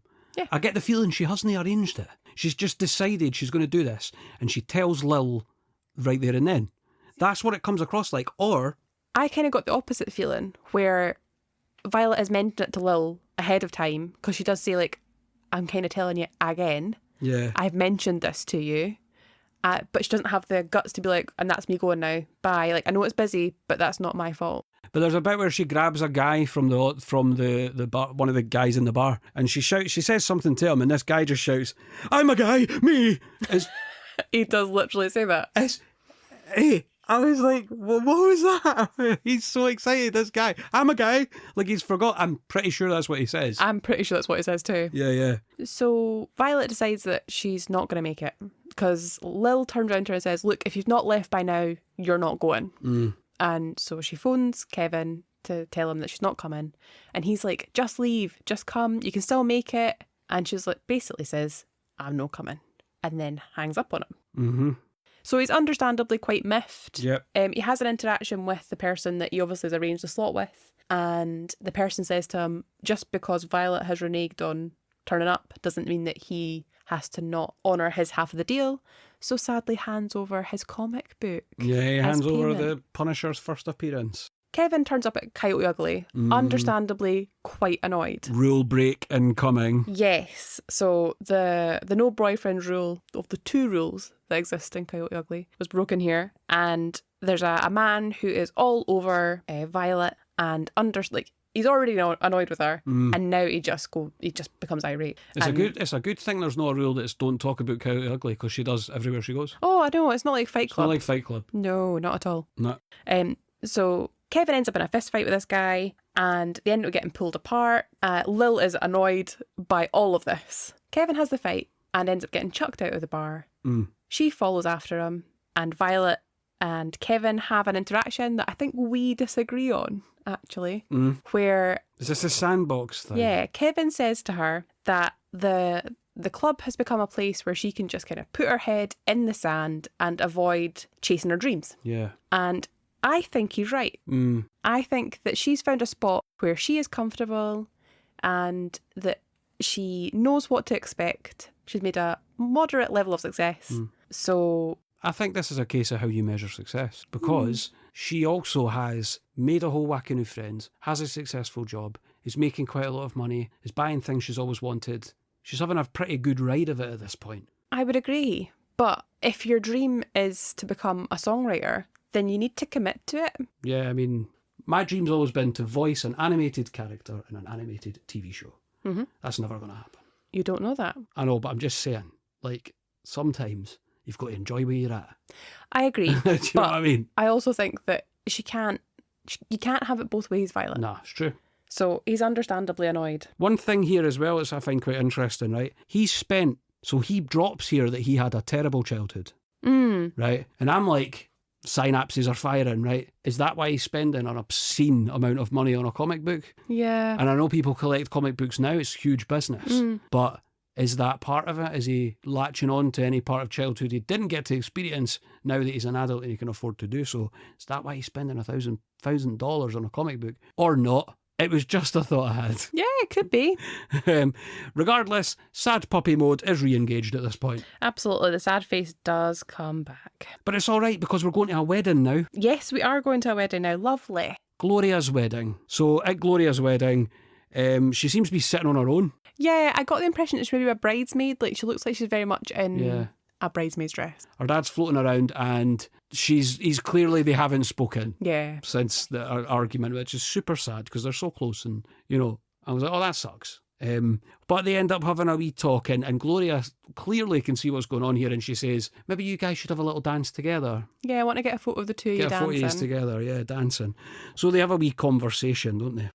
They do, and I would have to say I don't think it went very well. No, I think it's quite an emotional scene because she's obviously trying to make amends with her dad. It also doesn't help that they're dancing to Elvis. Can't help falling in love with you. They're dancing to that, and that's the song that Kat walked down the aisle to when we got married. So I was like, oh. Yeah. But he also has no socks on. So she notices he's got no socks on. Yeah. And therefore is perhaps not looking after himself the best. And you can tell he's trying, but he does in the end say that he's ashamed of her. Yeah, it's horrible. It is pretty I rough think stuff. he's not saying, I am ashamed of you. He's ashamed that she's doing this job. Yeah. And it's probably because the guys at his work have got her plastered all over their booths. Yeah. That can't feel good. No. So in the next scene, Violet's trying to get back into her apartment and she's having trouble with the key. We're having the same trouble I was right just now. thinking that. We're in the same boat. It's all right, my dad's going to help us. She's trying to get into the apartment and she can hear the phone ringing on the other side and she can hear Kev talking on the phone on the other side. Yeah, he's leaving a voicemail. On the voicemail. So she's like, oh! So she's trying to get in and she bursts in and she's just about to get the phone and then she misses it. Yeah, The clicks off. surprise. Colour me shocked. And then she's like, oh no. And then the next minute, the phone goes again. So she grabs it thinking it's Kev and it's no. Sadly not. It's the hospital. It is the hospital. Her dad is okay, but he's had a bit of an accident. Yeah, he's been hit by a car. Yeah, he's fine. He's okay. He's had a few injuries, but he's been hit by a car. So they go and visit him at the hospital. I have my reasons, but hospitals give me the ick at the moment, right? So I was just like, oh, can we just no? Sometimes if a hospital's brought up out of nowhere, I don't want to see it. Yeah. Right? And anyway, she sits and talks to her dad, and it's quite funny because she speaks to a doctor at one point, and the guy's like, it's nothing serious, but then rattles off all the injuries that her dad has. Yeah, just some scratches and bruises and a broken hip, and we had to do some arterial interventions, but nothing serious. So but he's all right. He's alive though, and that's what we're all glad of. So this is where I jotted down it, as if I didn't think so already. Our pal Gloria is an absolute gem. She is lovely. Because Gloria's just been married, and she actually turns up to the hospital in her wedding dress. She does, but And like a jacket over it. But, yeah, that makes me question, how long is this wedding? Yeah. So Could be like a Polish wedding. it could be a couple of days long, Aye. but she's still in the same wedding dress, so we're assuming the same day. But in the space of time that Violet has left her wedding reception, she's travelled back to New York City to be in her apartment, having got changed out of the bridesmaid's dress into regular clothes, and then has now had to travel back to the hospital where her dad has had surgery and is now lucid enough to talk to them, Yeah. and Gloria has turned up in her wedding dress. I know, it's wild. But do you know what's a nice thing here? Given the situation, she makes amends with her dad. You know, they've had this horrible thing happen. Well, they have this argument and then something horrible happens, but what happens is that horrible thing then brings about something amazing because it mends the wound that's been caused It does. between and the two of them. I And I think that's really cool that they go into that here. I agree. And also, I think it's that thing of refocusing your mind on priorities. Like, what's really important here is the fact that they have time together, not necessarily about what somebody does for a job. Does it really matter? However, Violet has lost her boyfriend and lost her job, so she's decided to move back to Jersey. Yeah, she says to her dad, I'm going to move back. And he's like, right, hold the phone. Yeah, don't want you back. So he has a bit of I don't want you back in the house.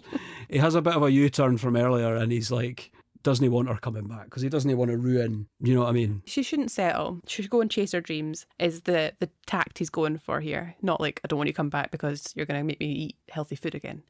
But very much you should shoot for the moon. And Bill convinces her not to give up while telling her the truth that actually her mum didn't really suffer from stage fright and quit because of the stage fright. She actually quit because she wanted to be with him. And it's really nice, but really sad. And again, amazing performance for Goodman. Yeah, he's absolutely stellar. He's so good. And there's and then I love this. They say, one of them says about the socks. Are you going to go on a date? God, a date. Better buy a pair of socks. It's class because it's a wee nod to the thing earlier with the socks at the wedding, and it's so funny. So I quite enjoyed that. Yeah, I think he's also realised that he needs to start taking care of himself, so that kind of all leads into the fact that she doesn't need to be there to look after him. No. And so they end up going eventually, we don't know how long, but there's references to 3-month jumps. Yeah, significantly at this point. Time starts to move a bit squiffy here. Aye. Anyway, they go back to to Bill's house, and he's got this like bizarre crutch technique. Well, during this time, Violet's got a new job in a restaurant, and she seems to be quite smartly dressed and stuff. So it's a very different vibe from Coyote Ugly. What I find quite interesting about that restaurant is that the colours are really muted. Aye, Like the whole colour palette. it's quite on the nose, but I did appreciate it. Yeah. Aye, The people are not as vibrant, the colours are not as vibrant. it as looks Coyote very Ugly. dull. It does look very dull. Lil comes in and tries to get her to come back. So later on, we find that Violet has made a CD and she's now got a slot at an open mic night again. But the cool thing here is that Lil, not Mother Hubbard, I've got Mother Hubbard in my notes, sorry. Lil closes the bar to go and see her perform. I really liked that. I thought it was really nice that she says it's the first time in 3 years she's closed the bar. That's it. There's this whole kind of buzz for this next scene because they're closing the bar and there's been 3 months and like they're closing the bar to go and see her and she's trying to get her dad ready and Gloria ready so they can leave. And her dad basically it makes a reference to being physically challenged and how that makes it complicated getting out the door. And I 100% sympathise. I'll bet you do. It's true though. I 100% sympathise with Violet being like, we've got to leave, we've got to leave. Yeah, 100. Yeah, absolutely. It's kind of affects us both Yes. to a degree. It's not as bad now as it used to be, definitely but not. back in the day, man, it took us ages to leave the house. Yeah, never straightforward. Aye. And then they're driving to the show and they go through the booths and then like Bill says, light them up for her. And I'm like, what's he referring to? And then all the little toll booth operators flash the lights on the toll booths. I love that. I and thought she's it was driving, so they're sweet. driving away and they can turn in and see all the flashing lights. It's very nice. I thought it was really nice. But you know what I was thinking? If I was one of the drivers in the car, I'd be like, oh my God, there's some sort of emergency. Yeah, I also said that it'd be a nightmare if you're epileptic. Aye, this is an absolute nightmare. Yeah, I wouldn't get back with that these But days. it's a very nice moment. So they reach the venue, and I'll be honest, I used to be in a band about 10 years ago, and I remember before my first gig. Was it more than 10 years ago? I suspect it was more than 10 years. Okay, quite some time ago. I used to gig with the boys, and I remember my first gig and absolutely cacking myself before it. Absolutely, it would be. So it's no wonder she's terrible. nervous, and she's already got stage fright as it is. She's not a very outgoing person, as we know, so she's quite nervous. And so she goes on the stage and she's like, and she doesn't know what to do. So then Kev commits another health and safety nightmare and flicks the light switch. He does. Well, when I say flick, it's like one of those big, massive switches. It's like comically large, and he shuts off the lights, is the way I'd probably put it. And then she starts to sing, and she gets into the swing of it. Handily, there are lots of lights in this club though. So when he kills the lights, there's still enough light to see by. Yeah, I think that's for our benefit more than anything. Yeah. And then the song she sings is the song for this film. Can that It is one? an absolute fave. That one. It is very good. Aye, that was not a good version. It was not. But it's a good song, and so this is where it all kicks off. Yeah, I really With liked that. And naturally, whilst Violet is singing, Rachel punches some guy. it. Of course she does. 'Cause Yeah. That's just her all over. Absolute Rachel all over. Loved it. So through a sort of couple of clips next, we see that her performance has resulted in a record deal. Woohoo! You know, every open mic night ends that way, doesn't it? You go up to the open mic night, you play your wee song, and then you get a record deal and you become famous, and Leanne Rimes comes to your pub and sings your song. Yeah. According to this movie, yes. Exactly. Anyway, 3 months go by again, and the record is out there, and everyone's into it. Clearly, it's popular. Coyote Ugly is bouncing, and they've got a CD release party banner up in the pub. They've also got a banner for Leanne Rimes appearing in person in the bar. Yeah. And I was wondering, how many banners are there in Coyote Ugly? That's a lot. They have a lot of banners. They love banners. They do love a What good I banner. noticed about the banner was the way that Leanne Rimes' name is spelt. Yeah, I didn't know it was spelled that way. Rimes. Who knew? Not me. Probably everyone but us. Yeah. Also, really nice wee thing here that when John Goodman was in the hospital, he met a girl. Yeah, He absolutely. met Went on a one of wee the- date. Yeah, they're on a little date. It's very nice. And she's there with him. And the CD release party is in full swing. But I was kind of wondering, whose party is this? Is it Leanne Rimes' party? Is it Violet's party? Yeah. Like, I suspect it's mainly for Violet. yeah. And Leanne Rimes was just like, I'll come along. And then at this point, she kind of gets Rachel's approval as well. There's this kind of moment between the two of them where Rachel kind of looks at her because there's a new girl at the bar, and she's obviously doing everything that that Violet was doing before, and so she looks at Rachel looks at her, and there's kind of this like mutual approval, whereas Rachel's kind of went, nah, you're actually all right, you. I quite like that. Aye. But then I'd be like, I didn't need your approval, you shithead. Do you know what I mean? Yeah, I work with Leanne Rimes now. Aye. Get stuff. That's it, I'm with Leanne Rimes now. Rachel, go away. Yeah. No, that's just more the people we are. So why did I make that like I was a 3-year-old covering an argument? Rachel, go away. We get something else we never noted is earlier on we actually get the coyote sound in the bar. Oh yeah, they do this quite a lot. There's random coyote, and I don't know if they've got a soundboard behind next to the till, and they're just hammering it when they need to get the wee coyote sound going. I don't know how it works. Yeah. But there's coyote sounds. Anyway, at this point we get another cameo, and it's Alex Borstein, famous for portraying Lois in Family Guy. Yeah, what a I cameo. know, it's so weird. We've got Johnny Knoxville, Lois for Family Guy, Sweet Dee from It's Always Sunny, and they're the only ones that we noticed. Yeah, there's probably many more. Probably more.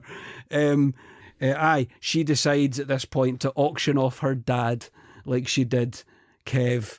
And it feels much more wholesome this time. Yeah, And I like this. John Goodman gets on the bar. And do you know what? Like, I've always remembered this scene because I remember years ago, right? This movie was on TV. I mean, and it must have been a weekend. Chappie and I were texting. I talk about Chappie a lot. You do talk about Chappie a lot. Chappie and I were texting because they were watching this movie. And we're just like texting back and forth whilst the movie's going on, just like taking the piss and that. And then it was like at the end, Chappie was like, oh, check it out. It's like John Goodman's gangnamming the hell out of the bar at the end. This was when this was. Clearly it was that so long that's ago. like 2012. And I just never forget Chappie saying that at the time.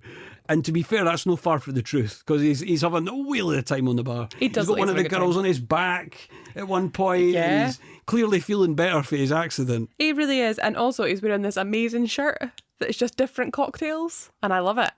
Oh, I didn't even see that. Yeah. That's class. So Violet and Kevin have a lovely little interaction here where since she's clearly become successful and she's probably got a little bit of money coming in, she managed to get him another copy of the comic that he gave up for her open mic night slot, which I thought was really lovely. Well, she didn't get it before she bought herself a Mac. Well, yeah. To be fair, though, you've got to speculate to accumulate. Exactly. She needed to get that Mac so she could make the music to get the open mic night to then meet Leanne Rimes and et cetera, et cetera. Exactly. It's a whole cycle. Exactly.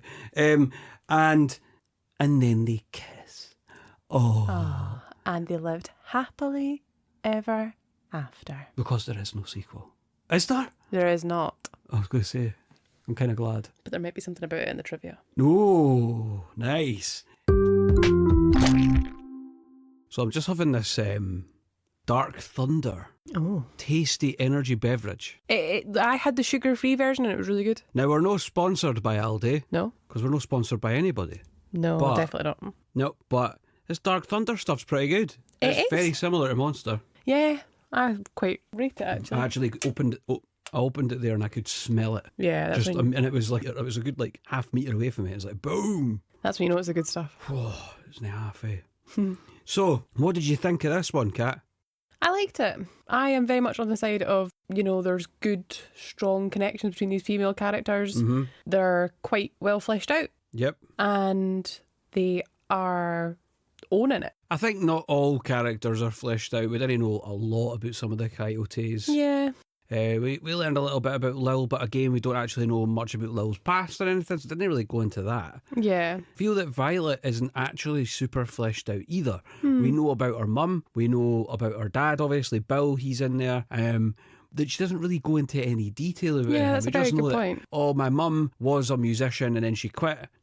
That's it. It's thin, And Yeah. I think a lot of the characters, the coyotes, as much as I found Cammy quite charming and Rachel was fun with the aggressive thing, Yeah. but again, we're not really getting any depth with these guys. That's a very good point, actually, now that you talk about it. But I'm not going to sit here and say it deserves the score it had, which, just to remind you, was 23%. That's low. Yeah, and I think this highlights the issue we see time and time again, where critics don't like something, but audiences do. Oh yeah, I mean 100%, because that score difference, just to remind you, is 71% popcorn meter. I can't say that, man. I always want to say popcorn-ometer. I know. Now what add an So extra. I will interchange them, likely by mistake. Yeah. But popcorn meter is 71%.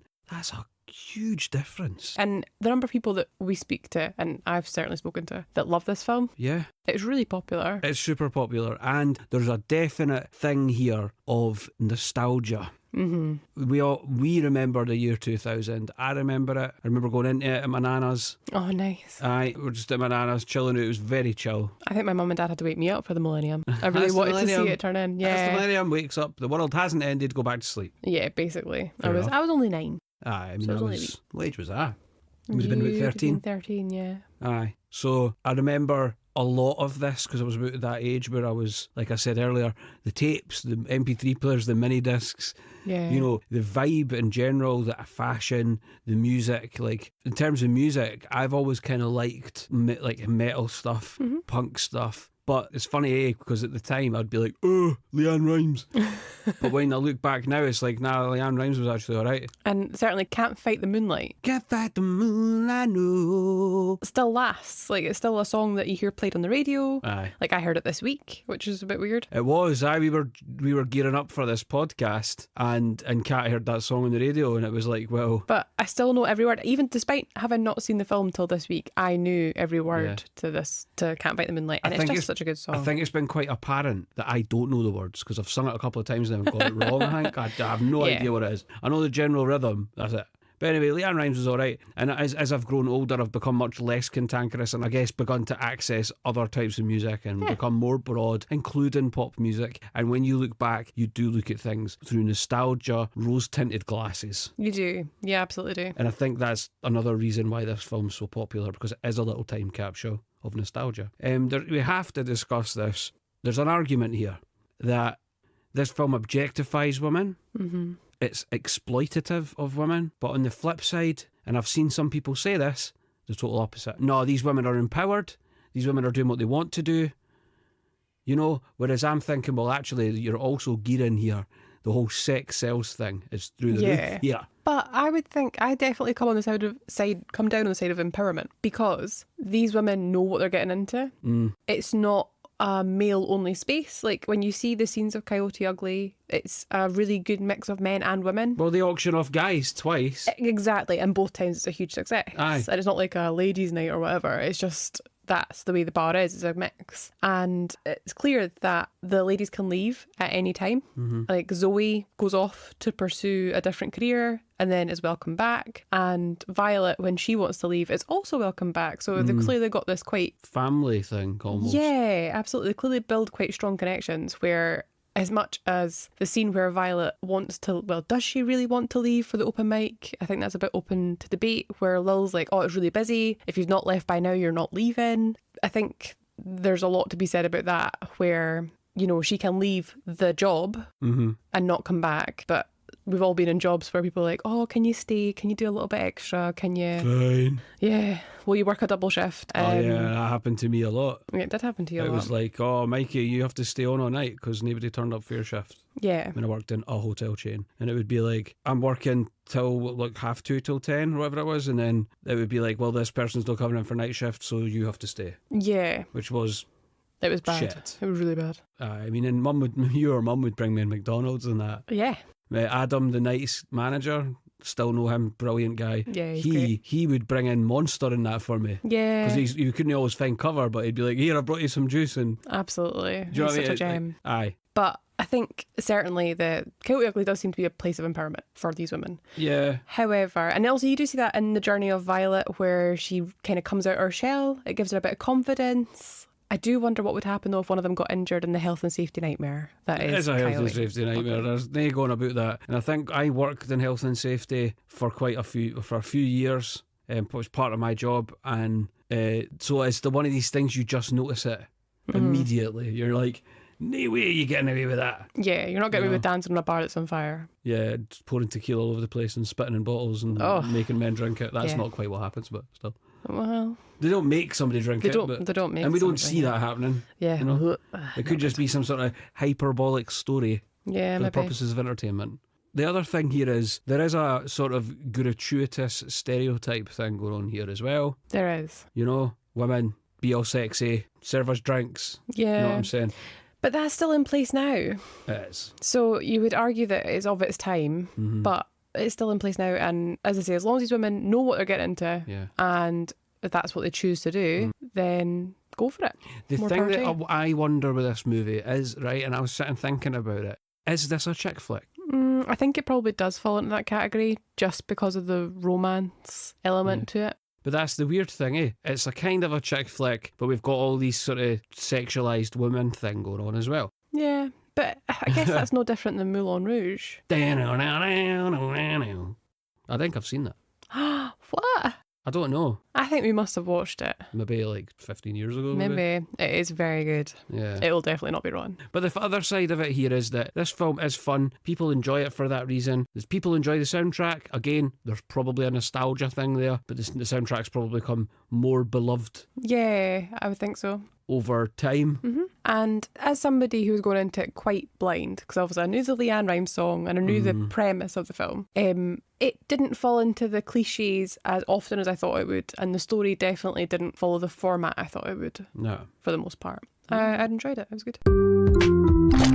Do you have some trivia for me? I do. Excellent. Now, just to say, with this trivia thing, so Kat finds this quite fun, where she digs it out. I don't know it, Yeah, I do the research. you know. So I do the editing. Yeah, absolutely. It's definitely an uneven division of labour. Well, I'm not sure. I get the light end of the stick. No, so I don't always know the trivia. Some of it I know just because I know it, but other times I don't, and so it's quite fun for me, this part. So Kat, fire away. Okay, so our first bit of trivia we've almost covered fully actually already in just our natural discussions, in that Leanne Rimes did do all the singing for Piper Parabo, and when the two of them are singing at the end together, Leanne Rimes is basically duetting with herself. That's hilarious. Yeah, just have a little duet with myself, which is very something you would think would happen now with AI and everything.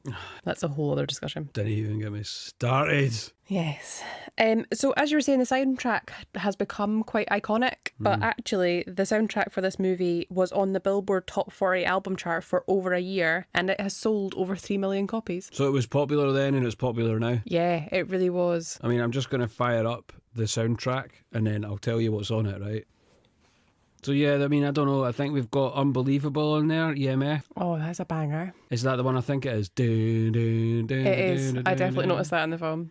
The Power's on there as well. I got the power. Oh yeah.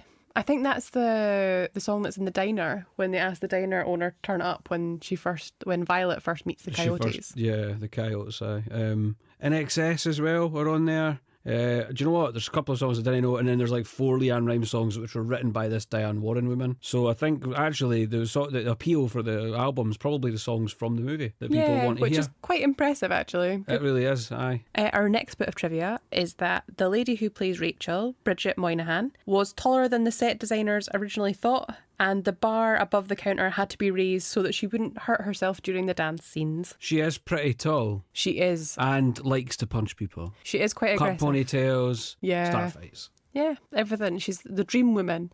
And also, she's already quite tall and they put her in quite high-heeled boots. Yeah. So that's only going to add to the issue. It's no helping the problem, is it? But I don't think they could really have her in a flat shoe either. It's the whole thing, man. The high heel boots are sexy, and that's what we're doing here, so... Yeah, absolutely. There's an argument against that, I guess. Again, a health and safety nightmare. High heels on the already wet and on fire bar. Covered Goodness. in tequila. Yeah. And sticky. So they conducted some screen tests for this film, which is the norm. Is that essentially, just for those who don't know, you're doing screenings where randoms who are just basically pulled off the street and then and they watch it and then they tell you what they think? Yeah, that's right. And it's usually the rough edit of the film. Aye. And what they found during these screen tests was that they wanted to see more of John Goodman. He wasn't in this film, as they'd cut out quite a lot of his scenes, and they did some new scenes with him and they added him to the final cut. Excellent. Yeah. Well, and for us, certainly, the John Goodman scenes were what stood out. Absolutely stellar. Those and Melanie Linsky as well. Definitely. Actually. So there were a few people who were up for the role of Violet. Leanne Rimes actually auditioned for it. That's mental, no Yeah, way. absolutely. It wasn't chosen in the end, obviously. No. But Jessica Simpson went through many auditions for the lead character. Oh, Jessica. Yeah, she dropped out when the filmmaker refused to take out the sex scene with The irony being that most of the sex scene was actually cut from the final edit of the film. Nah, I know, you didn't even see now. You just see No. like how many's wee pure chiselled pubis region. You love that bit. Always talking about it. It was just stood out to me because I was like, that's no human. Like, when you see Thor in that, he's got that. He does have that. I've not noticed, We but he watched does. we watched Thor Ragnarok yesterday, and he has the thing. He does have the thing. Well, I don't actually know if you see it in that movie, but I think at some point you see Chris Hemsworth's little sort of sexy pubis. Probably. What? I don't Is it think... because I keep saying pubis? Yeah, I don't think that's what it's called. Is it no? No, Well, like then I let's think, find out then. I think your pubis is very much where the hair comes from. Is it? Yeah. Right, hold on then. Right, pubis. The pubis is a bone, alright, so maybe we're both off then. In the pelvis that forms the lower front part of the hip bone. It's one of the 3 bones that make up the hip bone, along with the ilium and ischium. Very sorry for any medical professionals out there. Definitely don't Butchered remember that in the Bones song. Your What? pubis connects to your Ilium. ischium. I don't know, like... I thought your ilium's part of your bowel, is it not? This is not a medical podcast, Yeah. so let's just steer away for this. It's a stretch. The point I'm trying to make is that sort of sexy, pointing towards the prize region, it just stood out to me because I'm like, there's no way I'll ever have that. Well, yeah, absolutely. I think it's almost inhuman to have it. But Jessica Simpson certainly felt strong enough to object it and did not want to take part. Good for her. Yeah, absolutely. You've got to stand up for what you're comfortable with. Tyra Banks tore her lateral meniscus while dancing on top of the bar. And for anybody who doesn't know what that is, it's part of your knee. Wow. So she did herself a serious injury. What a shame. That sucks. Yeah, absolutely. But as we said, health and safety nightmare at Coyote Ugly. Mm-hmm. And last but not least, Kevin Smith revealed on the Dogma 1999 commentary track that he did uncredited work on the script. That's class. Yeah. I wonder why he's uncredited. Yeah, I wonder why I didn't want to put his name to Coyote Ugly. I don't know, like, you know that movie Chasing Amy? Mm-hmm. That was a great film. And he wrote that, and it's no got angels and demons in it. It's no odd Jay and Silent Bob goofiness. Yeah, It's a class film. it is a good film. And from certainly what I've read, it seems that he's uncredited because most of the lines he put in just didn't make the final cut. I think it's only one line that does. Oh. And it's the line with Cammy discussing her foray into her sexuality, Right. about trying out being a lesbian So in the that minor was Kevin leagues. Smith doing? Yes, it was. So yeah, Cammy says that she tried out being a lesbian in the minor leagues but never made it to the pros. Yeah. It was a good line and I'm glad they kept it in. Go Cammy. Go on, Cammy. Probably my favourite one. Just Yeah. she's quite charming. I quite like Rachel. Rachel's just a badass, yeah. Yeah, So that's the thing. I just sat there a minute ago and said there's no depth to these characters, but we're still talking about how much we like them. Yeah. So that speaks volumes to me, really. Just like the fact that it was 4 women living their life. There's a small dog coming to visit, you know. He does. You want that? He wants the hot water bottle, is I what he know. wants. So, Kat, do you have any favourite lines for this one? I do, and this might be a little bit odd because it's more me mishearing what was being said. Mm-hmm. So there's a point where Lil goes to visit Violet in her new job in this restaurant that we've already talked about, you know, where it's quite muted tones Yeah, it's compared cool. to Coyote Ugly. And when they finish their conversation, they're wrapping it up, she says, "Take care, Jersey." But I thought she said, "Take care, Juicy." You did, I did. I was absolutely convinced she said Juicy, and I was like, what on earth is she saying? And it was Jersey. I can totally see it. That was the one that really stood out for me. I really like the quote that we mentioned earlier, where Violet goes on about music and good songs lasting forever. And every time I hear that song, I remember exactly what she was wearing, and exactly how her hair smelled. I know exactly how I felt, because the great songs last forever. It's really nice. But actually, my absolute favourite is the Screaming Man. Yeah, he's very excited. And he's with Johnny, the guy that's with Johnny Knoxville. It is, and it's the fact that Johnny Knoxville doesn't have a speaking part, but this guy's a screaming part. Johnny Knoxville does nothing but look drunk, and actually it really works because you're It just does. like, he's having a good time. It He does. doesn't even say anything, I don't think. He doesn't. But the guy that's with him is super excited. He is. I've actually noted it down as Johnny Knoxville and very excited man. I was Screaming Man is what I wrote. Kat and I are often sit and giggle about either mishearing things, as Kat mentioned actually a minute ago, and also just sounds that we hear in films that make us laugh. And for me, it was the bit where Piper, now I think she's with Kev, and she sits there and she turns on her keyboard and she does one of those preset things, and it just sounds like a fart. It's just like, It made me laugh. I loved it. For me, nothing in this film could beat the noise that John Goodman makes while he's limping. It's so odd. It is such a choice. I What's appreciate. it like? Is it? I can't really describe it. It's Yeah. like the sound of somebody who is in pain, which obviously excellent Yeah. acting, but it is still unusual. You wouldn't expect somebody to make this noise, No, you really wouldn't. Okay. especially the way he swings his leg as well on those He crutches. swings his leg like I've never seen the like. You know, when I was put on crutches initially, so that was back in 2022. When I was put on crutches, then I had to be taught how to use them. So a physiotherapist came out to the house, and we had the physios in hospital as well, but we had to show me how to walk with them. And I sure as hell wasn't doing what John Goodman was doing. Yeah, it was a big swing. Wait, his leg swings right back. He could have took somebody out of the game. If they had a dog, boom, out the window. Absolutely. You know what I mean? Gus, you'd have no chance. No, Gus would be like, "Phew." Gus is a tiny chihuahua. He would not be. He'd be out the window.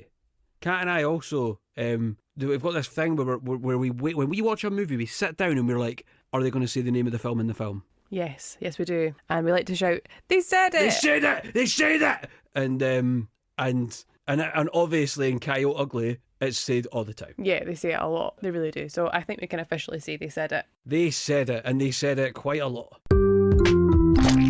As mentioned before, we will be looking through Rotten Tomatoes for some audience reviews to see if we can find some absolute zoomers. So we found some. We've got lots of different flavours here. So let's fire into the first one. Great start here, by the way. This movie is garbage. Strong opinion stated. This person felt strongly about this, eh? Mm-hmm. John Goodman is the man. Wait, that's the one it says? John Goodman is the main draw here. He literally phones most of his scenes in, as in almost all his scenes are him just talking on the phone. It is a cliched plot of a country bumpkin going to the big city to make it big in showbiz. Now, stop me if I'm wrong, living in Jersey doesn't clash you as a country bumpkin? No, I don't think being in Jersey makes you a No. country bumpkin. No, it doesn't. No, the music is not good either. That's an Oh. outrage. Yeah, the whole selling point of the movie was that they dress in cheesy cowgirl outfits and dance on the bar. There's one scene where they sort of line dance on the bar, country style. Yeah, and I would argue that their outfits are not cowgirl outfits. No. Like, if I went in there and it was like a show you were going to see, and it had been branded as cowboy themed, and I went in and they were wearing what they were wearing, it'd be This pretty... isn't Cowboys. Yeah. What kind of nonsense is this? Didn't even have a Stetson. Nah. No, it's not sexy either. It was basically a bad marketing attempt for the actual chain of bars that has the same name. Avoid this one. I do feel... I respectfully disagree. Yeah, me too. I didn't know that there was actual Coyote bars until you told me. Well, I think it's a we relatively cover that new... here? We did. I think you said that the nearest one was Manchester, I think so. I think I said I was going to look it up. which means it's probably global then, if it's here and in the Yeah, US. there's definitely one. There's probably going to be more in Europe. Oh, it says there's one in Liverpool, one in Cardiff. Like, see after me bitching, I kind of want to go now. I'd probably go in if I Maybe get... just nip in. Yeah. But I don't know what. I'd nip in and ask for water on a summer's day. That's what I'll do. God, I'm not doing that. Yeah, I would argue that I think the chain developed after the movie had been out for a while. Yeah, I mean, I bet you. So I don't think that the movie was used to franchise out. It just kind of happened that way. So this person, I didn't like to either, to be fair. They said, the setting, attractive cast, and degenerate energy. Wow, degenerate energy. Yeah. It channels while depicting the bar at night as amusing, and the cinematography is also a clear highlight in the whole experience. I do love some of the way the scenes look, and you do get the vibe of, I know, a busy bar. Some of the screenplay storytelling is on par with those painfully sterile Disney Channel made-for-television films from the 2000s. I've seen quite a few of those, and I don't think this movie deserves that. I've only watched those because our nieces, when they used to come here before school, would watch some of those movies. Yeah, like And I The get it, 'cause Descendants and all that. They're no... So I think they're a bit more modern and they are a bit better. Yeah, But okay. I think we're talking here like Halloween Town.